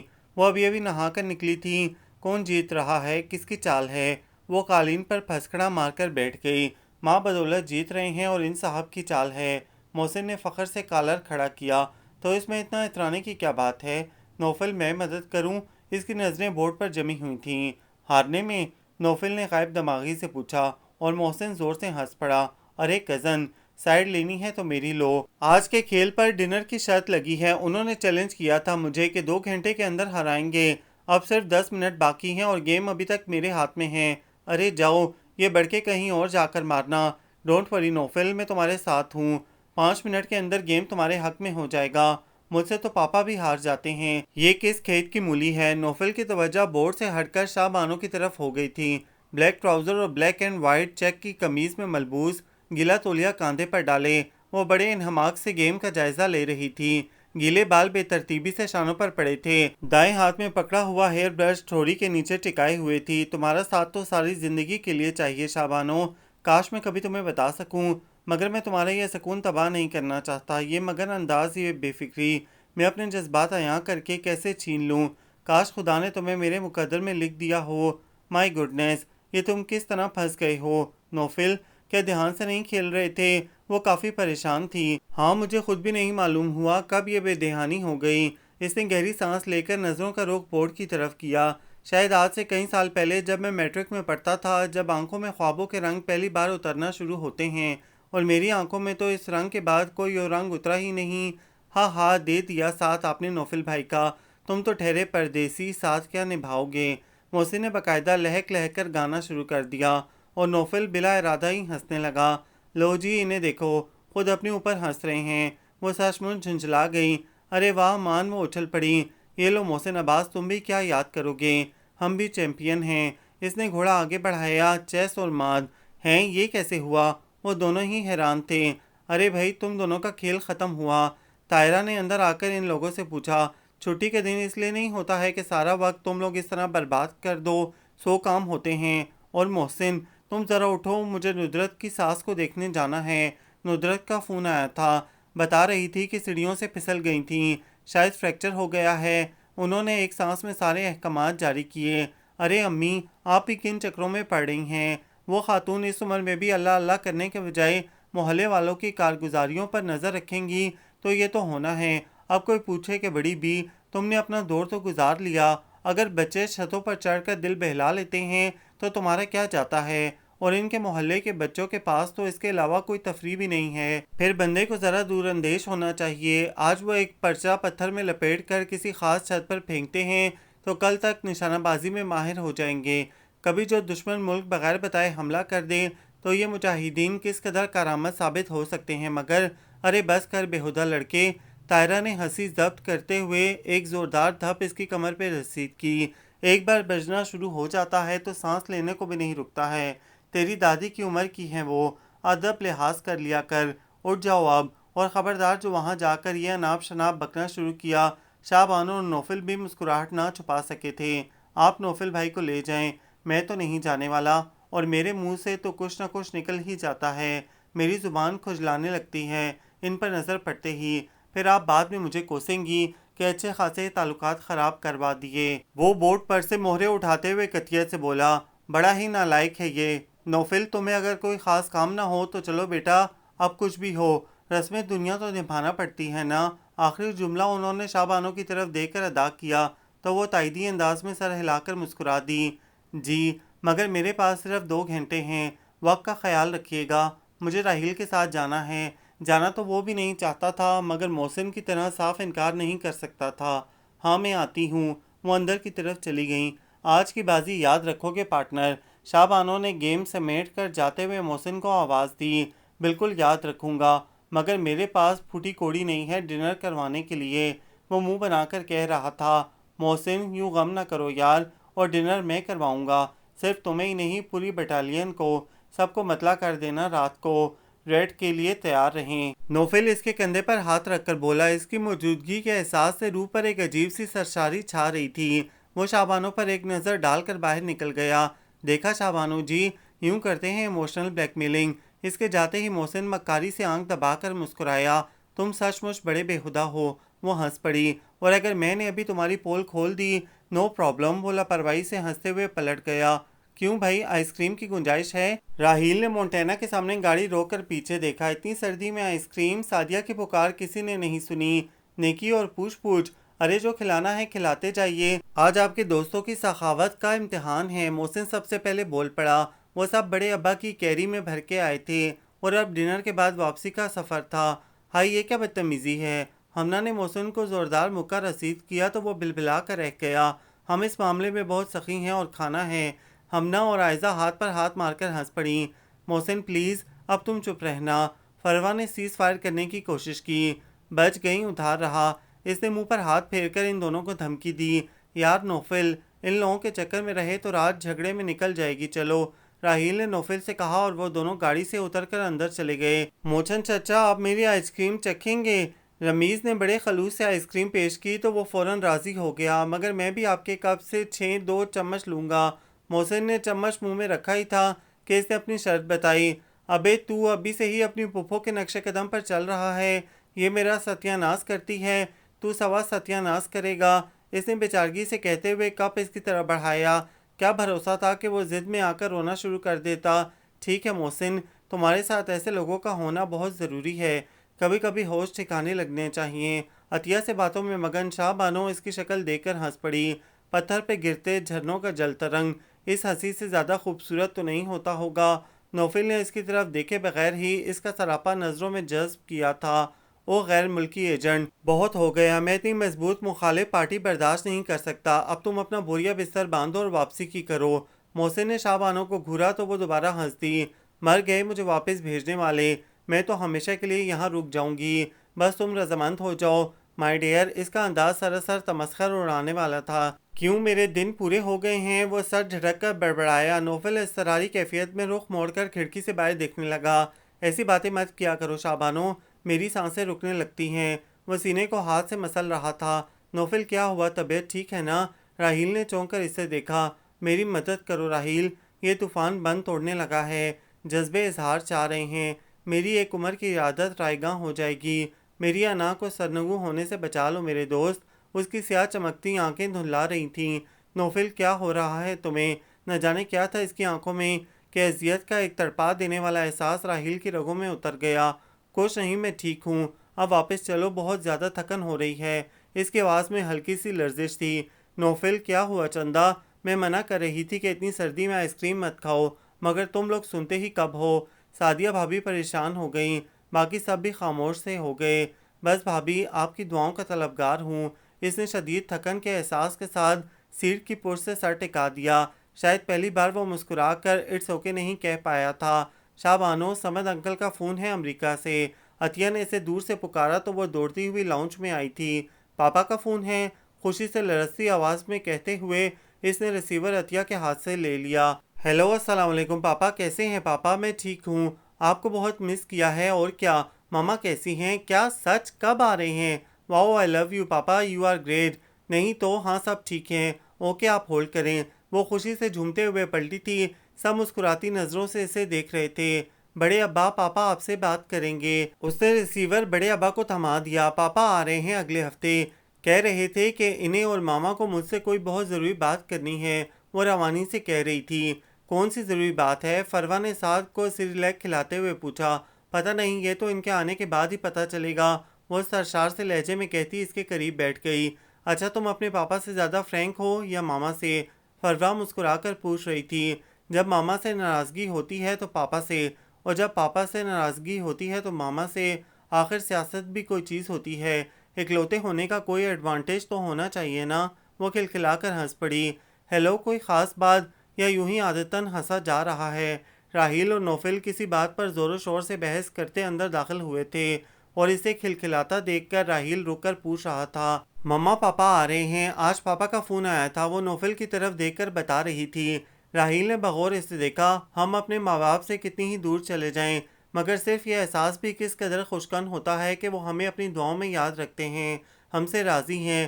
صرف اس خوشی کی خاطر دل کی ہر آرزو اور خواہش کو قربان کرنا کوئی اتنا مشکل عمل بھی نہیں ہوتا۔ ہاں، کبھی کبھی یوں لگتا ہے کہ ہمیں سولی پر چڑھا دیا جاتا یا اذیتیں دے کر بے حال کر دیا جاتا، مگر ہماری فلاں خواہش پوری کر دی گئی ہوتی۔ زندگی ایک کرب انگیز احساس بن کر رہ جاتی ہے، مگر پھر بھی دل کے کسی گوشے سے آتی یہ صدا کہ ماں باپ ہم سے خوش ہیں، یہ یقین دلاتی ہے کہ ہم نے دل کے قرار کے بدلے میں روح کا سکون خریدا ہے۔ سودا مشکل ضرور تھا، مگر خسارہ پھر بھی نہیں ہوا ہے۔ واقعی یہ تو بہت خوشی کی بات ہے۔ راہیل بہت جوش سے کہتا اس کے قریب بیٹھ گیا۔ کب آ رہے ہیں؟ چلو اچھا ہے نا، ہم بھی ملاقات کر لیں گے۔ اتنی اچھی لڑکی کے والدین بھی یقیناً بہت اچھے ہوں گے، وہ اپنے مخصوص فرینک سے انداز میں کہہ رہا تھا۔ نوفل کے چہرے پر کئی رنگ آ کر گزر گئے۔ وہ خاموشی سے کھڑا جوتے کی نوک سے زمین پر لکیریں بنا رہا تھا۔ اگلے ہفتے آ رہے ہیں، اس نے ایک نظر نوفل پر ڈال کر کہا۔ جانے کیوں اس کا لہجہ کچھ برسا گیا تھا۔ ہمنا، مجھے ایک کپ چائے پلاؤ، میرے سر میں شدید درد ہے۔ نوفل نے سامنے سے گزرتی ہمنا کو آواز دی اور پلٹ کر اپنے کمرے میں چلا گیا۔ ایک تو اسے پتہ نہیں کیا ہو گیا ہے، کم گو اور ریزرو تو پہلے بھی تھا، مگر اب تو ہنسنا مسکرانا بھی چھوڑ دیا ہے۔ کس بات پر اس قدر بیزار رہتا ہے؟ فروا سعد کا منہ نیپکن سے پہنچتے ہوئے اندر جاتے نوفل کو دیکھ کر کہہ رہی تھی، یہ عشق نہیں آسان، بس اتنا سمجھیے، ایک آگ کا دریا ہے اور ڈوب کے جانا ہے۔ راہیل نے فروا کو دیکھا۔ کیا نوفل کسی میں انٹرسٹڈ ہے؟ شاہ بانو کے ہونٹوں سے بے اختیار ہی یہ جملہ نکلا تھا۔ انٹرسٹڈ؟ راہیل نے تلخی سے اس پر نگاہ ڈالی۔ اب وہ یہ ساری حدیں پار کر چکا ہے۔ انٹرسٹڈ تو شاید سالوں پہلے تھا، آج تک تو انوالو ہو چکا ہے، خیر جانے دو۔ وہ اپنی جگہ سے کھڑا ہو گیا۔ تو اس قدر بیزار رہ کر وہ کیا ثابت کرنا چاہتا ہے؟ وہ اظہار کیوں نہیں کر دیتا؟ کس بات سے ڈرتا ہے؟ شاہ بانو تلخی سے کہہ رہی تھی۔ جذبوں کی رسوائی سے ڈرتا ہے۔ راحیل نے بے ساختہ جواب دیا۔ وہ تو اپنے آپ سے بھی چھپاتا ہے، اس سے کیا کہے گا؟ میں اگر اس کے اتنے قریب نہ ہوتا تو وہ مجھے ہوا بھی نہ لگنے دیتا، اور نام تو اس نے کبھی مجھے بھی نہیں بتایا ہے۔ وہ اپنے جذبوں کو عام نہیں کرنا چاہتا، اظہار سے ڈرتا ہے، راحیل کہہ رہا تھا۔ اور کیا اس کا یہ خوف بجا نہیں ہے؟ فروا کی گہری نظریں راحیل کے چہرے پر تھیں۔ وہ ایک گہری سانس لے کر پلٹ گیا۔ ارے واہ، یہ مشرقی لباس اور یہ امور خانہ داری میں دلچسپی، یہ انقلاب کب آیا لوگوں؟ محسن نے چاول چنتی شاہ بانو کو دیکھ کر نعرہ لگایا۔ آپ کو یہ سارے کام بھی آتے ہیں؟ وہ اسے چھیڑ رہا تھا۔ مجھے سارے کام آتے ہیں، اتنی بھی نکمی نہیں ہوں میں، وہ آہستگی سے کہہ رہی تھی۔ اچھا، او ہو، ویسے ہیں تو آپ غیر ملکی ایجنٹ ہی، کہیں کوئی سازش تو نہیں ہمارے خلاف؟ وہ مسلسل بولے جا رہا تھا، مگر وہ خاموشی سے چاول چن رہی تھی۔ کیا بات ہے شاہ بانو؟ کچھ چپ چپ سی لگ رہی ہو۔ سعدیہ ہر ایک کے لیے اسی طرح فکر مند رہتی تھیں۔ وہ مسکرا کر رہ گئی۔ چپ چپ بیٹھے ہو، ضرور کوئی بات ہے۔ محسن کو پھر کھجلی ہوئی تھی۔ اخبار کا مطالعہ کرتے ہوئے نوفل کی نظریں اس کی طرف اٹھی تھیں۔ وہ اسی طرف دیکھ رہی تھی۔ فوراً ہی نظروں کا رخ بدل گئی۔ دونوں خوددار تھے، ایسے کہ خاموشی کا سبب؟ میں نے پوچھا بھی نہیں، اس نے بتایا بھی نہیں۔ آنٹی انکل کی فلائٹ کتنے بجے کی ہے؟ عطیہ اس سے پوچھ رہی تھی۔ اب تو آنے والے ہوں گے۔ اس نے گھڑی پر نظر ڈالی۔ تو تمہیں خوش نظر آنا چاہیے سویٹ کزن، کہیں انکل آنٹی سمجھیں کہ ہم نے ان کی بیٹی پر نہ جانے کتنے ظلم کیے ہیں۔ محسن سے اس کی خاموشی ہضم نہیں ہو رہی تھی۔ اسی وقت گاڑی کا ہارن بجا۔ پاپا آ گئے۔ وہ تیزی سے اٹھ کر باہر کی طرف دوڑ گئی۔ ارے یہ ہماری نٹکھٹ سی شابی تو نہیں لگ رہی ہے سمیہ؟ پاپا نے ماما کو مخاطب کرتے ہوئے اس سے دیکھا۔ یہ تو کوئی سنجیدہ سی مدبر قسم کی چیز ہے، کیوں؟ انہوں نے اس کی پونی کو جھٹکا دیا۔ اورنج کلر کے سوٹ میں کشمیری کڑھائی سے بوجھل سیاہ دوپٹہ لیے وہ بے حد مختلف لگ رہی تھی۔ اچانک ہی وہ ان کے گلے لگ کر زور زور سے رونے لگی۔ شابی کیا ہوا بیٹا؟ وہ دونوں پریشان سے ہو گئے۔ وہاں کھڑے سب لوگوں نے مل کر اسے سنبھالا۔ کم آن شابانو، بی بریو، تم تو بہت بہادر لڑکی ہو، اور پھر یہ رونے کا مقام تو ہے ہی نہیں۔ تمہارے ماما پاپا یہیں آ گئے ہیں تمہارے پاس، یہ تو خوشی کی بات ہے نا؟ عطیہ اسے لے کر اندر آ گئی۔ ماما آپ کیا کہہ رہی ہیں؟ میری سمجھ میں کچھ نہیں آ رہا، وہ سخت بیزاری سے کہہ رہی تھی۔ میں سمجھاتا ہوں۔ پاپا اس کے پاس آ کر بیٹھ گئے۔ دیکھو شابی، ہم تم سے بالکل فرینکلی یہ پوچھ رہے ہیں کہ تم کسی کو پسند کرتی ہو تو بتا دو، مگر ہماری شرط صرف اتنی ہے کہ بندہ پاکستانی ہو، اور یہ بات تمہیں روز اول سے بتاتے آئے ہیں کہ ہم دونوں یہ نہیں چاہتے کہ تم پر کسی قسم کا کوئی دباؤ ڈالا جائے، اور اگر تمہارے نزدیک ایسا کوئی نہیں ہے تو بھی بتا دو، تاکہ پھر ہم لوگ سکون سے اس مسئلے پر غور کر سکیں۔ وہ خاموش ہو گئے۔ شاہ بانو ایک ٹک انہیں دیکھ رہی تھی۔ بندہ تو خالص پاکستانی ہے پاپا، مگر ہے بہت بزدل۔ ہو سکتا ہے کہ میرا اندازہ غلط ہو، مگر کاش وہ ایک بار ساری بات کلیئر کر دے۔ جب وہ ایک مرد ہو کے ڈرتا ہے تو میں کس طرح پوچھوں کہ اس کے دل میں کیا ہے؟ شاہ بانو، ماما نے اسے آہستہ سے ہلایا۔ جی؟ وہ چونک کر انہیں دیکھنے لگی۔ نہیں پاپا، میرے نزدیک ایسا کوئی نہیں ہے، آپ لوگوں کا جو فیصلہ ہوگا مجھے منظور ہوگا۔ اس نے ماما کے کندھے پر سر ٹکا دیا۔ کیا کر رہی ہو ہمنا؟ وہ کچن میں داخل ہوئی۔ چائے بنا رہی ہوں، اس نے مسکرا کر جواب دیا۔ اس وقت وہ حیران ہوئی۔ رات کے 10 بج رہے تھے۔ ہمارے نوفل بھائی کے لیے چائے کے معاملے میں وقت کی کوئی قید نہیں ہوتی۔ ہمنا نے کیتلی چولہے پر رکھی۔ تم ہٹ جاؤ، میں بنا دیتی ہوں۔ اس نے کیبنٹ سے کپ نکالتے ہوئے ہمنا سے کہا۔ ارے نہیں آپی، آپ سے ہم یہ سارے کام نہیں کروائیں گے، آپ تو ہماری مہمان ہیں۔ ہمنا نے تردد کیا۔ اب تک؟ شاہ بانو نے حیرت سے آنکھیں پھاڑی تو ہمنا ہنس دی۔ جاؤ بھائی، نو پرابلم، اس نے دوبارہ کہا تو وہ مسکراتی ہوئی پلٹ گئی۔ ارے ہاں آپی، بھائی شوگر بالکل نہیں لیتے ہیں، ہمنا نے بتایا، اسی لیے اتنے پھیکے ہیں۔ وہ برجستہ بولی تو ہمنا ہنستی ہوئی باہر نکل گئی۔ چائے؟ اس نے اخبار میں سر دے کر بیٹھے نوفل کو متوجہ کیا۔ ارے تم، ہمنا کہاں ہے؟ میں نے تو اس سے کہا تھا۔ اس نے ارد گرد پھیلے ہوئے اخبار کو سمیٹا۔ تو کیا ہوا؟ میں چائے اتنی بری بھی نہیں بناتی ہوں۔ اس نے نوفل کو کپ تھمایا اور خود بھی وہیں بیٹھ گئی۔ تم اس وقت اخبار کیوں پڑھتے ہو؟ اس نے یوں ہی پوچھا۔ صبح میں وقت نہیں ملتا، اس لیے انسان کو باخبر تو رہنا چاہیے کہ ارد گرد کیا ہو رہا ہے۔ نوفل مسکرایا۔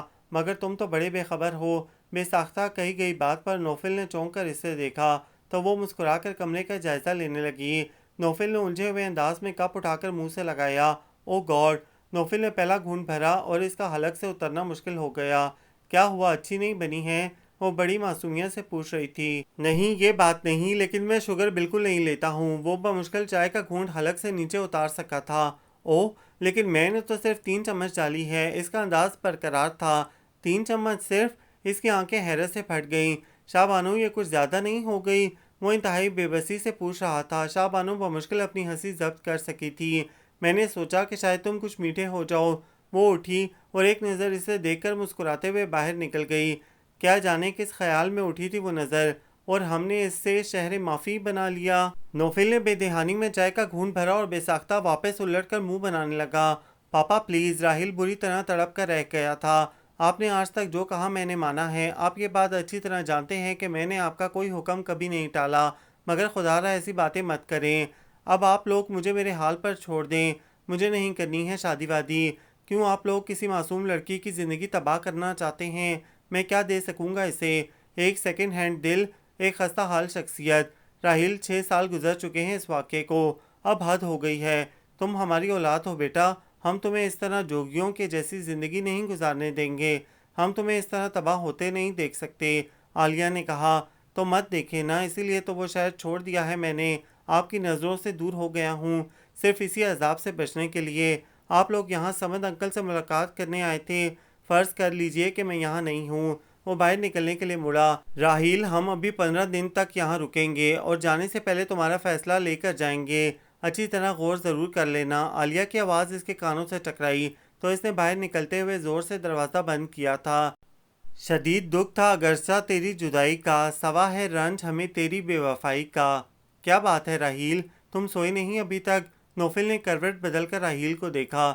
نوفل پاپا چاہتے ہیں میں شادی کر لوں۔ وہ بغیر تمیز کے بولا تو نوفل اٹھ کر بیٹھ گیا۔ کس سے؟ راہیل خاموش رہا۔ ویسے راہیل میرا مشورہ بھی یہی ہے یار، زندگی میں موڑ آتے رہنے چاہیے۔ تمہیں انکل کی بات مان لینا چاہیے۔ نوفل آہستگی سے کہہ رہا تھا۔ کیسے مان لینی چاہیے یار؟ میری زندگی میں اب کوئی موڑ نہیں آئے گا۔ مجھے اپنا راستہ معلوم ہے اور مجھے کسی ہمسفر کی خواہش بھی نہیں ہے۔ راہیل کے لہجے میں انتہا درجے کی بیزاری تھی۔ کسی کو اپنا راستہ معلوم نہیں ہوتا۔ نئے نئے موڑ تو زندگی کی نشانی ہے مائی ڈیئر، اور ہمسفر کی خواہش تو بڑی فطری سی بات ہے۔ ہاں یہ ضرور ہے کہ زندگی کے طویل سفر میں اکثر اوقات ہمسفر بدل جاتے ہیں، کبھی اپنی مرضی سے، کبھی قدرت کی مرضی سے۔ دکھ بہت ہوتا ہے، مگر کیا کیجیے کہ یہ ہماری اپنی غلط فہمی ہوتی ہے کہ ہمیں منزل پر پہنچنے تک ساتھ چلنا ہے۔ نوفل اسے کنونس کرنے کی کوشش کر رہا تھا، مگر نوفل تم اس کرب کا اندازہ نہیں کر سکتے ہو جو کسی کا ہاتھ اپنے ہاتھ سے چھوٹ جانے پر ہوتی ہے۔ راہیل کی نظریں دیوار پر جمی ہوئی تھیں۔ جب ہمیں یہ علم ہوتا ہی نہیں ہے کہ یہ ساتھ کب تک ہے تو ہم ایک دوسرے کا ہاتھ تھامتے ہی کیوں ہیں؟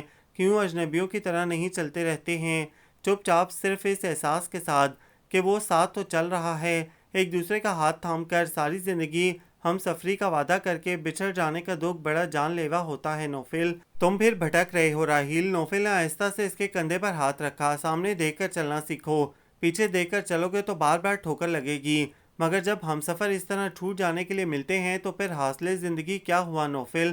راہیل اس کی طرف دیکھ رہا تھا۔ یادیں، نوفل نے بے ساختہ ہی کہا، تو میں بھی انہی یادوں کے سہارے جی لوں گا یار۔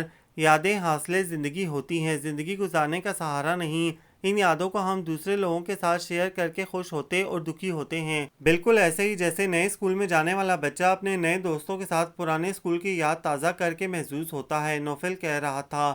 مگر نوفل، وہ ہنستی مسکراتی لڑکی شاہ بانو، اسے کوئی ایسا ہی ساتھی ملنا چاہیے جو اپنی یادوں کے ساتھ اسے ہنسا سکے۔ میرے پاس تو ایسی کوئی یاد بھی نہیں، اور میں جانتے بوجھتے اسے ان خارزاروں پر چلنے کے لیے مجبور کیسے کر دوں؟ شاہ بانو، نوفل نے ہونٹ بھینچ کر اپنی بے ساختہ نکلنے والی سسکی کو روکا تھا۔ کاش میں نے راہیل کو بتا دیا ہوتا، مگر کیسے؟ اگر قسمت میں ہمارا ملن نہیں ہے تو میں عمر بھر کے لیے اس سے نظریں چرانے پر مجبور ہو جاؤں گا۔ اس نے بکھرتے حوصلوں کو اکٹھا کیا۔ بس یہ میرا آخری فیصلہ ہے۔ راہیل کا یہ جملہ اس کے کانوں میں پڑا تھا، مگر اس کا فیصلہ وہ جان نہیں سکا۔ وہ کافی دیر سے لان میں ٹہل رہی تھی۔ جب تھک گئی تو خاموشی سے گھاس پر بیٹھ کر آسمان پر اڑتے پرندوں کو دیکھنے لگی۔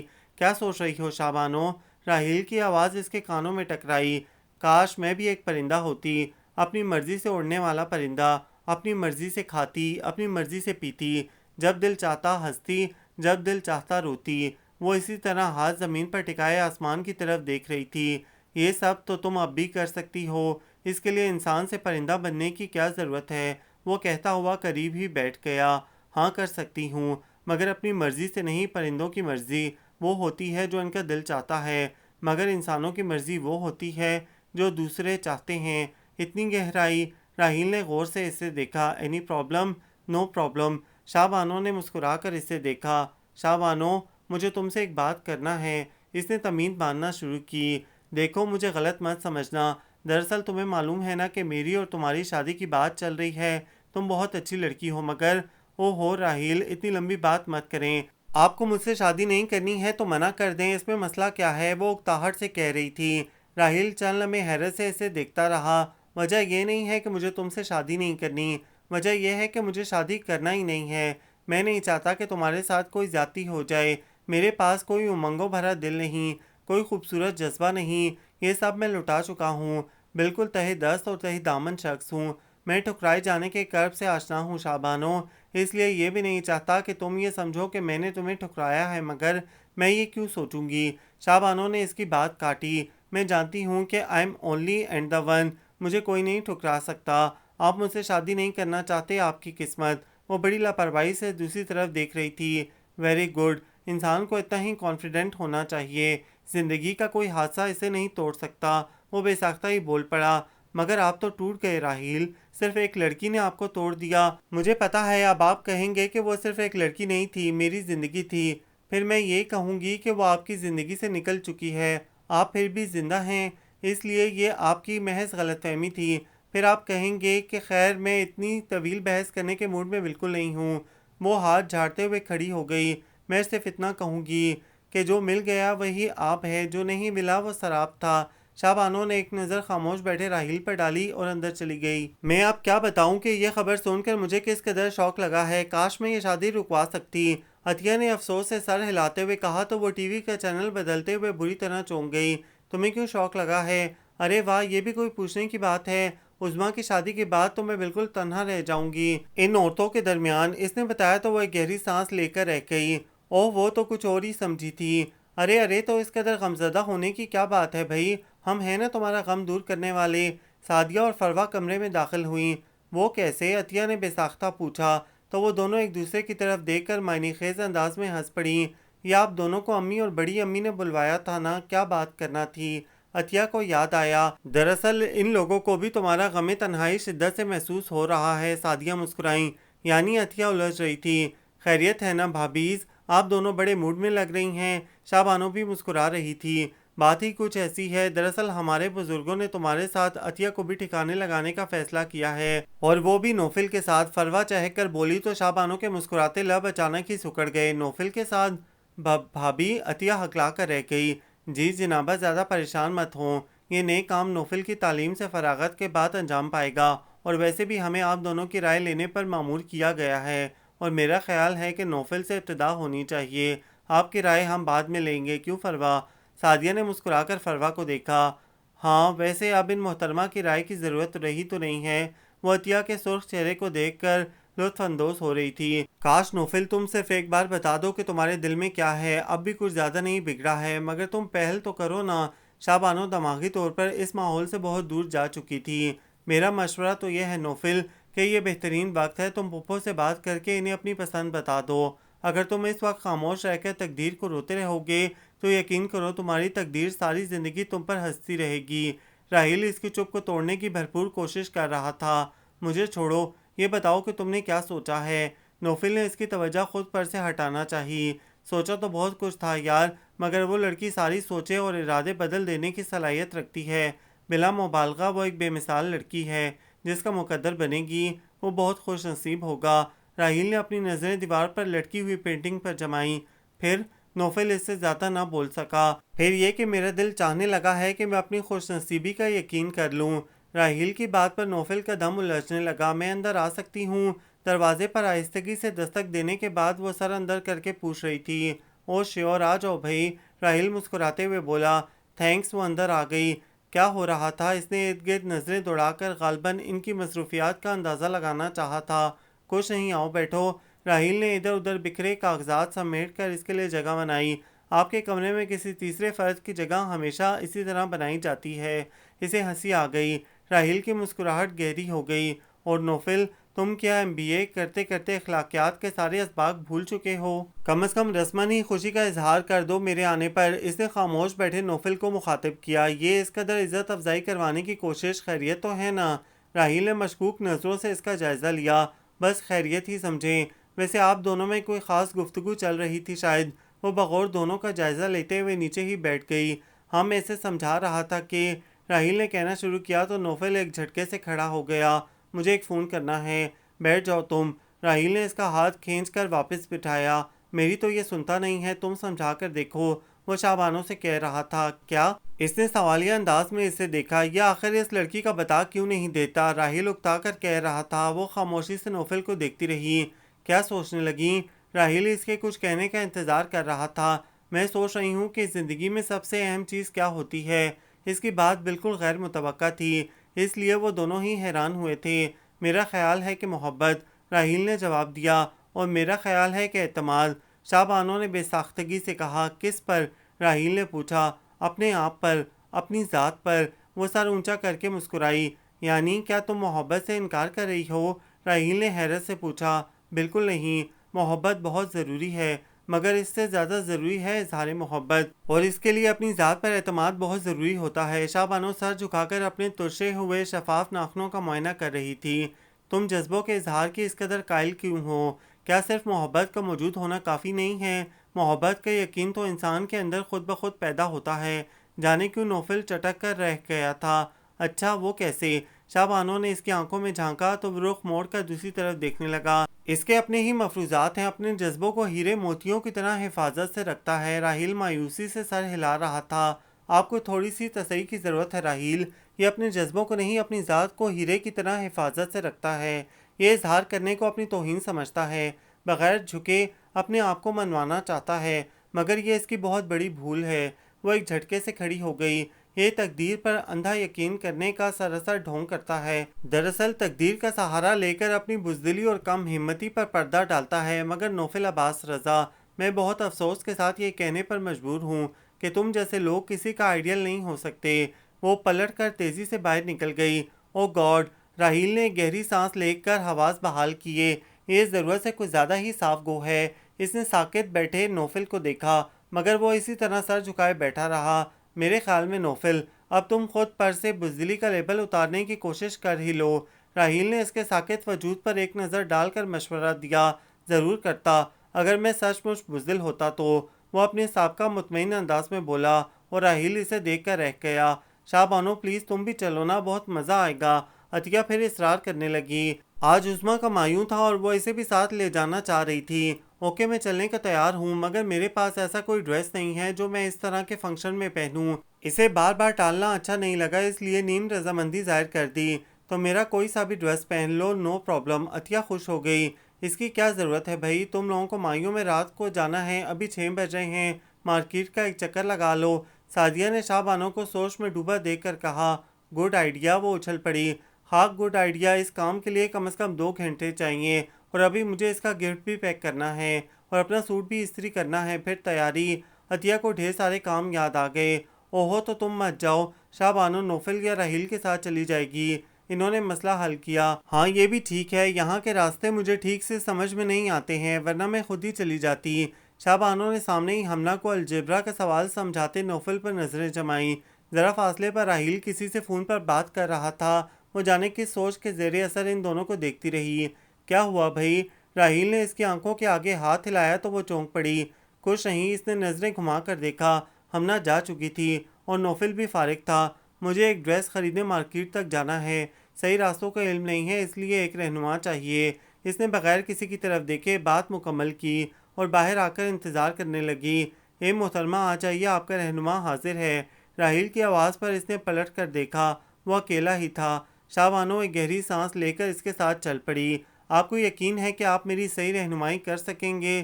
وہ گاڑی میں بیٹھ کر پوچھ رہی تھی۔ ریورس گیئر لگاتے ہوئے ایک لمحے کو راحیل کے ہاتھ رکے تھے۔ پوری کوشش کروں گا، آپ اور سیراب کو تو بہرحال پہچان گیا ہوں۔ اس نے گاڑی بیک کر کے باہر نکالی۔ شاہ بانو، میری زندگی کے بارے میں تمہیں سب کچھ معلوم ہے، یہ میں جانتا ہوں، اس لیے ایک بات پوچھنا چاہوں گا کہ اگر کبھی مجھ سے کوئی ناانصافی ہو جائے تو مجھے معاف کر سکو گی؟ راحیل نے تھوڑی دیر بعد سوال کیا۔ وہ خاموش رہی۔ سوری، شاید مجھے بغیر تمہید کے اس طرح بات شروع نہیں کرنی چاہیے، مگر یہ میری مجبوری ہے۔ میں بہت سیدھا سادہ شخص ہوں، یہ میں پہلے بھی بتا چکا ہوں کہ بات کو گھما پھرا کر کرنے کا فن مجھے کبھی نہیں آیا۔ مجھے معلوم ہے راحیل، وہ آہستگی سے بولی، اور میں یہ بھی جانتی ہوں کہ ہماری زندگی میں ہر کسی کا مقام دوسرے سے مختلف ہوتا ہے اور اپنی جگہ پر بہت اہم بھی۔ وقت گزرنے کے ساتھ بہت سارے لوگ ہماری محبت اور چاہت کے دائرے میں داخل ہوتے جاتے ہیں، مگر کوئی فرد بھی کسی دوسرے کی جگہ نہیں لے سکتا ہے۔ نہ میں فارینہ کی جگہ پر آ سکتی ہوں اور نہ وہ شابانوں کی جگہ پر۔ تمہیں یقین ہے کہ تم میرے ساتھ خوش رہ سکو گی؟ وہ جانے کیوں پوچھ بیٹھا تھا۔ نہیں، مجھے یقین ہے کہ میں ایک سچے اور کھرے انسان کے ساتھ خوش رہ سکتی ہوں۔ وہ اور کوئی بھی ہو سکتا ہے۔ مجھے باہمت اور زندگی سے پیار کرنے والے لوگ پسند ہیں، اور میرا شریک حیات ایسا ہی ہونا چاہیے، اور آپ میں سارے گٹس موجود ہیں، تو پھر آپ ہی کیوں نہیں؟ اس کے ہونٹوں پر مسکراہٹ ابھری تھی، جیسے کوئی بوجھ ذہن سے اتر رہا ہو۔ اوہ تھینکس اے لاٹ، وہ بھی مسکرا دیا۔ شابی، 2-4 گرم سویٹرز بھی رکھ لینا، آج کل اسلام آباد میں سردی بہت زیادہ ہوگی۔ ماما اسے ہدایات جاری کر رہی تھیں۔ جی سب رکھ لیا ہے۔ وہ کپڑے طے کر کے بیگ میں ڈال رہی تھی۔ راحیل، اس کا خیال رکھنا بیٹا، یہ بہت لاپرواہ اور غیر ذمہ دار ہے۔ انہیں اطمینان نہیں ہوا تو دراز میں سے ضروری سامان نکالتے راحیل سے کہنے لگیں، میں جانتا ہوں، آپ بالکل بے فکر ہو جائیں ماما۔ وہ مصروفیت کے دوران ہی گویا ہوا۔ شاہ بانو، فارغ ہو کر ذرا میرے پاس آنا، فروہ اندر جھانکتے ہوئے کہہ رہی تھی۔ جی بھابھی، آپ ڈرائنگ روم میں چلے، میں آتی ہوں۔ وہ آخری سوٹ رکھ کر زپ بند کرتے ہوئے بولی، اچھا فٹافٹ آ جاؤ۔ فروہ واپس پلٹ گئی۔ راحیل، میں لاپرواہ ہوں؟ ماما کے جانے کے بعد وہ راحیل سے پوچھ رہی تھی۔ کس نے کہا؟ وہ ساری چیزیں سمیٹ کر حیرت سے پوچھ رہا تھا۔ آپ نے کہا ابھی ماما سے۔ اوہ، وہ تو میں انہیں مطمئن کرنے کے لیے کہہ رہا تھا یار، ورنہ تم تو بہت زیادہ کیئرفل ہو۔ وہ مسکراتے ہوئے باہر نکل گیا۔ جی بھابھی، آپ کچھ کہہ رہی تھیں؟ شاہ بانو فروہ سے پوچھ رہی تھی۔ شاہ بانو، تم نے اتنا احمقانہ قدم کیوں اٹھایا ہے؟ عجیب سا سوال تھا۔ کیا ہوا؟ وہ حیران تھی۔ نوفل کا ساتھ اتنا مشکل تو نہیں تھا کہ اسے چاہنے کے باوجود۔ پلیز بھابھی، شاہ بانو نے اسے ٹوک دیا۔ آپ کیا کہنا چاہ رہی ہیں؟ اب میں ایک شادی شدہ عورت ہوں، میں کچھ نہیں کہہ رہی ہوں، یہ دیکھو۔ فروہ نے ایک تصویر اس کی جانب بڑھائی۔ اس نے الجھ کر فروہ کو اور پھر تصویر کو بغور دیکھا۔ یہ تو میری تصویر ہے، اس نے کہتے ہوئے تصویر کو پلٹ کر دیکھا اور ایک لمحے کے لیے ساکت سی رہ گئی۔ وہ آگ غم ہجر کی میرے جسم و جاں کو جلا گئی کہ 1000 بار جلا ہوں، کبھی ایک بار جلے تو وہ۔ یہ آپ کو کہاں سے ملی؟ وہ کسی دھیان میں پوچھ رہی تھی۔ نوفل کی کتاب سے، فروہ نے آہستگی سے بتایا۔ تمہیں علم تھا؟ شاید۔ اس نے سینے میں دبی سانس خارج کی۔ مگر بھابھی، اس نے کبھی مجھ سے نہیں کہا، اور کہا تو آج بھی نہیں ہے، اس لیے پلیز بہت سارے رازوں کی طرح یہ راز بھی اپنے اندر دفن کر لیجئے گا۔ اگر وہ یہ سب مجھے بتا دیتا تو آج وہ میرا ہمسفر ہو سکتا تھا، مگر وہ صرف تقدیر پر یقین رکھتا ہے، اور زندگی کا انحصار تقدیر اور تدبیر دونوں پر ہوتا ہے۔ میں نے ایک عرصہ انتظار کیا ہے کہ وہ مجھ سے اظہار کر دے۔ کئی بار اسے اس کے نظریے سے ہٹانا چاہا، اسے سمجھانا چاہا، مگر بے سود رہا، اور میں ساری زندگی ایک ایسے شخص کے ساتھ نہیں گزار سکتی تھی جو مجھے اپنی محبت کا اعتبار بھی نہ دے سکے، اور میں بہت مطمئن ہوں کہ میری زندگی میں ایسا شخص ہمسفر بنا ہے جو بہت مضبوط اور باہمت ہے۔ اچھا بھابھی، اب چلوں، بہت دیر ہو رہی ہے، جانے کی تیاری کرنی ہے۔ وہ پرسکون انداز میں کہتی ہوئی باہر نکل گئی۔ فروہ بھی جانے کے لیے اٹھی، مگر اس کی نظر ذرا نیم تاریکی میں بیٹھے نوفل پر پڑ گئی۔ نوفل، تم؟ وہ مزید کچھ نہ بول سکی۔ تم نے ایسا کیوں کیا نوفل؟ کسی پر تو اعتبار کرتے، کم از کم راحیل کو تو آگاہ کر دیا ہوتا، وہ تو تمہارا دوست تھا۔ وہ کافی دیر بعد مخاطب ہوئی۔ بس بھابھی، یہی تو غلطی ہوئی ہے مجھ سے، کسی پر اعتبار ہی نہ کر سکا، اپنی جھوٹی انا کے حصار میں ساری زندگی گزار دی۔ اپنے جذبوں کی توہین سے ڈرتا تھا میں، ہمیشہ ہی ذرا ذرا سی بات کو دل کے اندر دفن کرنے کی عادت تھی مجھے۔ کاش میں نے اس بار ایسا نہ کیا ہوتا، ایک بار اسے بتایا ہوتا تو آج یوں بے دست و پا نہ ہوتا۔ اس کی شکستگی لہجے سے عیاں تھی۔ سنو نوفل، اگر اپنی غلطی کا احساس ہو گیا ہے تو پلیز آئندہ زندگی میں اسے دہرانا مت۔ نوفل نے سر اٹھا کر اسے دیکھا اور جیسے کچھ سوچ کر کھڑا ہو گیا۔ ہاں، میں نے بہت کچھ اپنے فضول اور خود ساختہ نظریات کی بنا پر کھویا ہے، اب میں ایسا کچھ نہیں ہونے دوں گا۔ وہ باہر نکل گیا، اور فروہ کو یقین تھا کہ وہ عطیہ کے پاس جا رہا ہے، مگر ایک بات تو سچ ہے کہ بعض اوقات یہ فیصلہ بہت مشکل ہو جاتا ہے کہ ہم نے کون سا عمل کب صحیح کیا اور کب غلط کیا۔ آخر زندگی کو کس نہج پر گزارا جائے کہ لفظ کاش ہماری زندگی سے نکل جائے۔ فروا سوچتے ہوئے باہر نکل گئی۔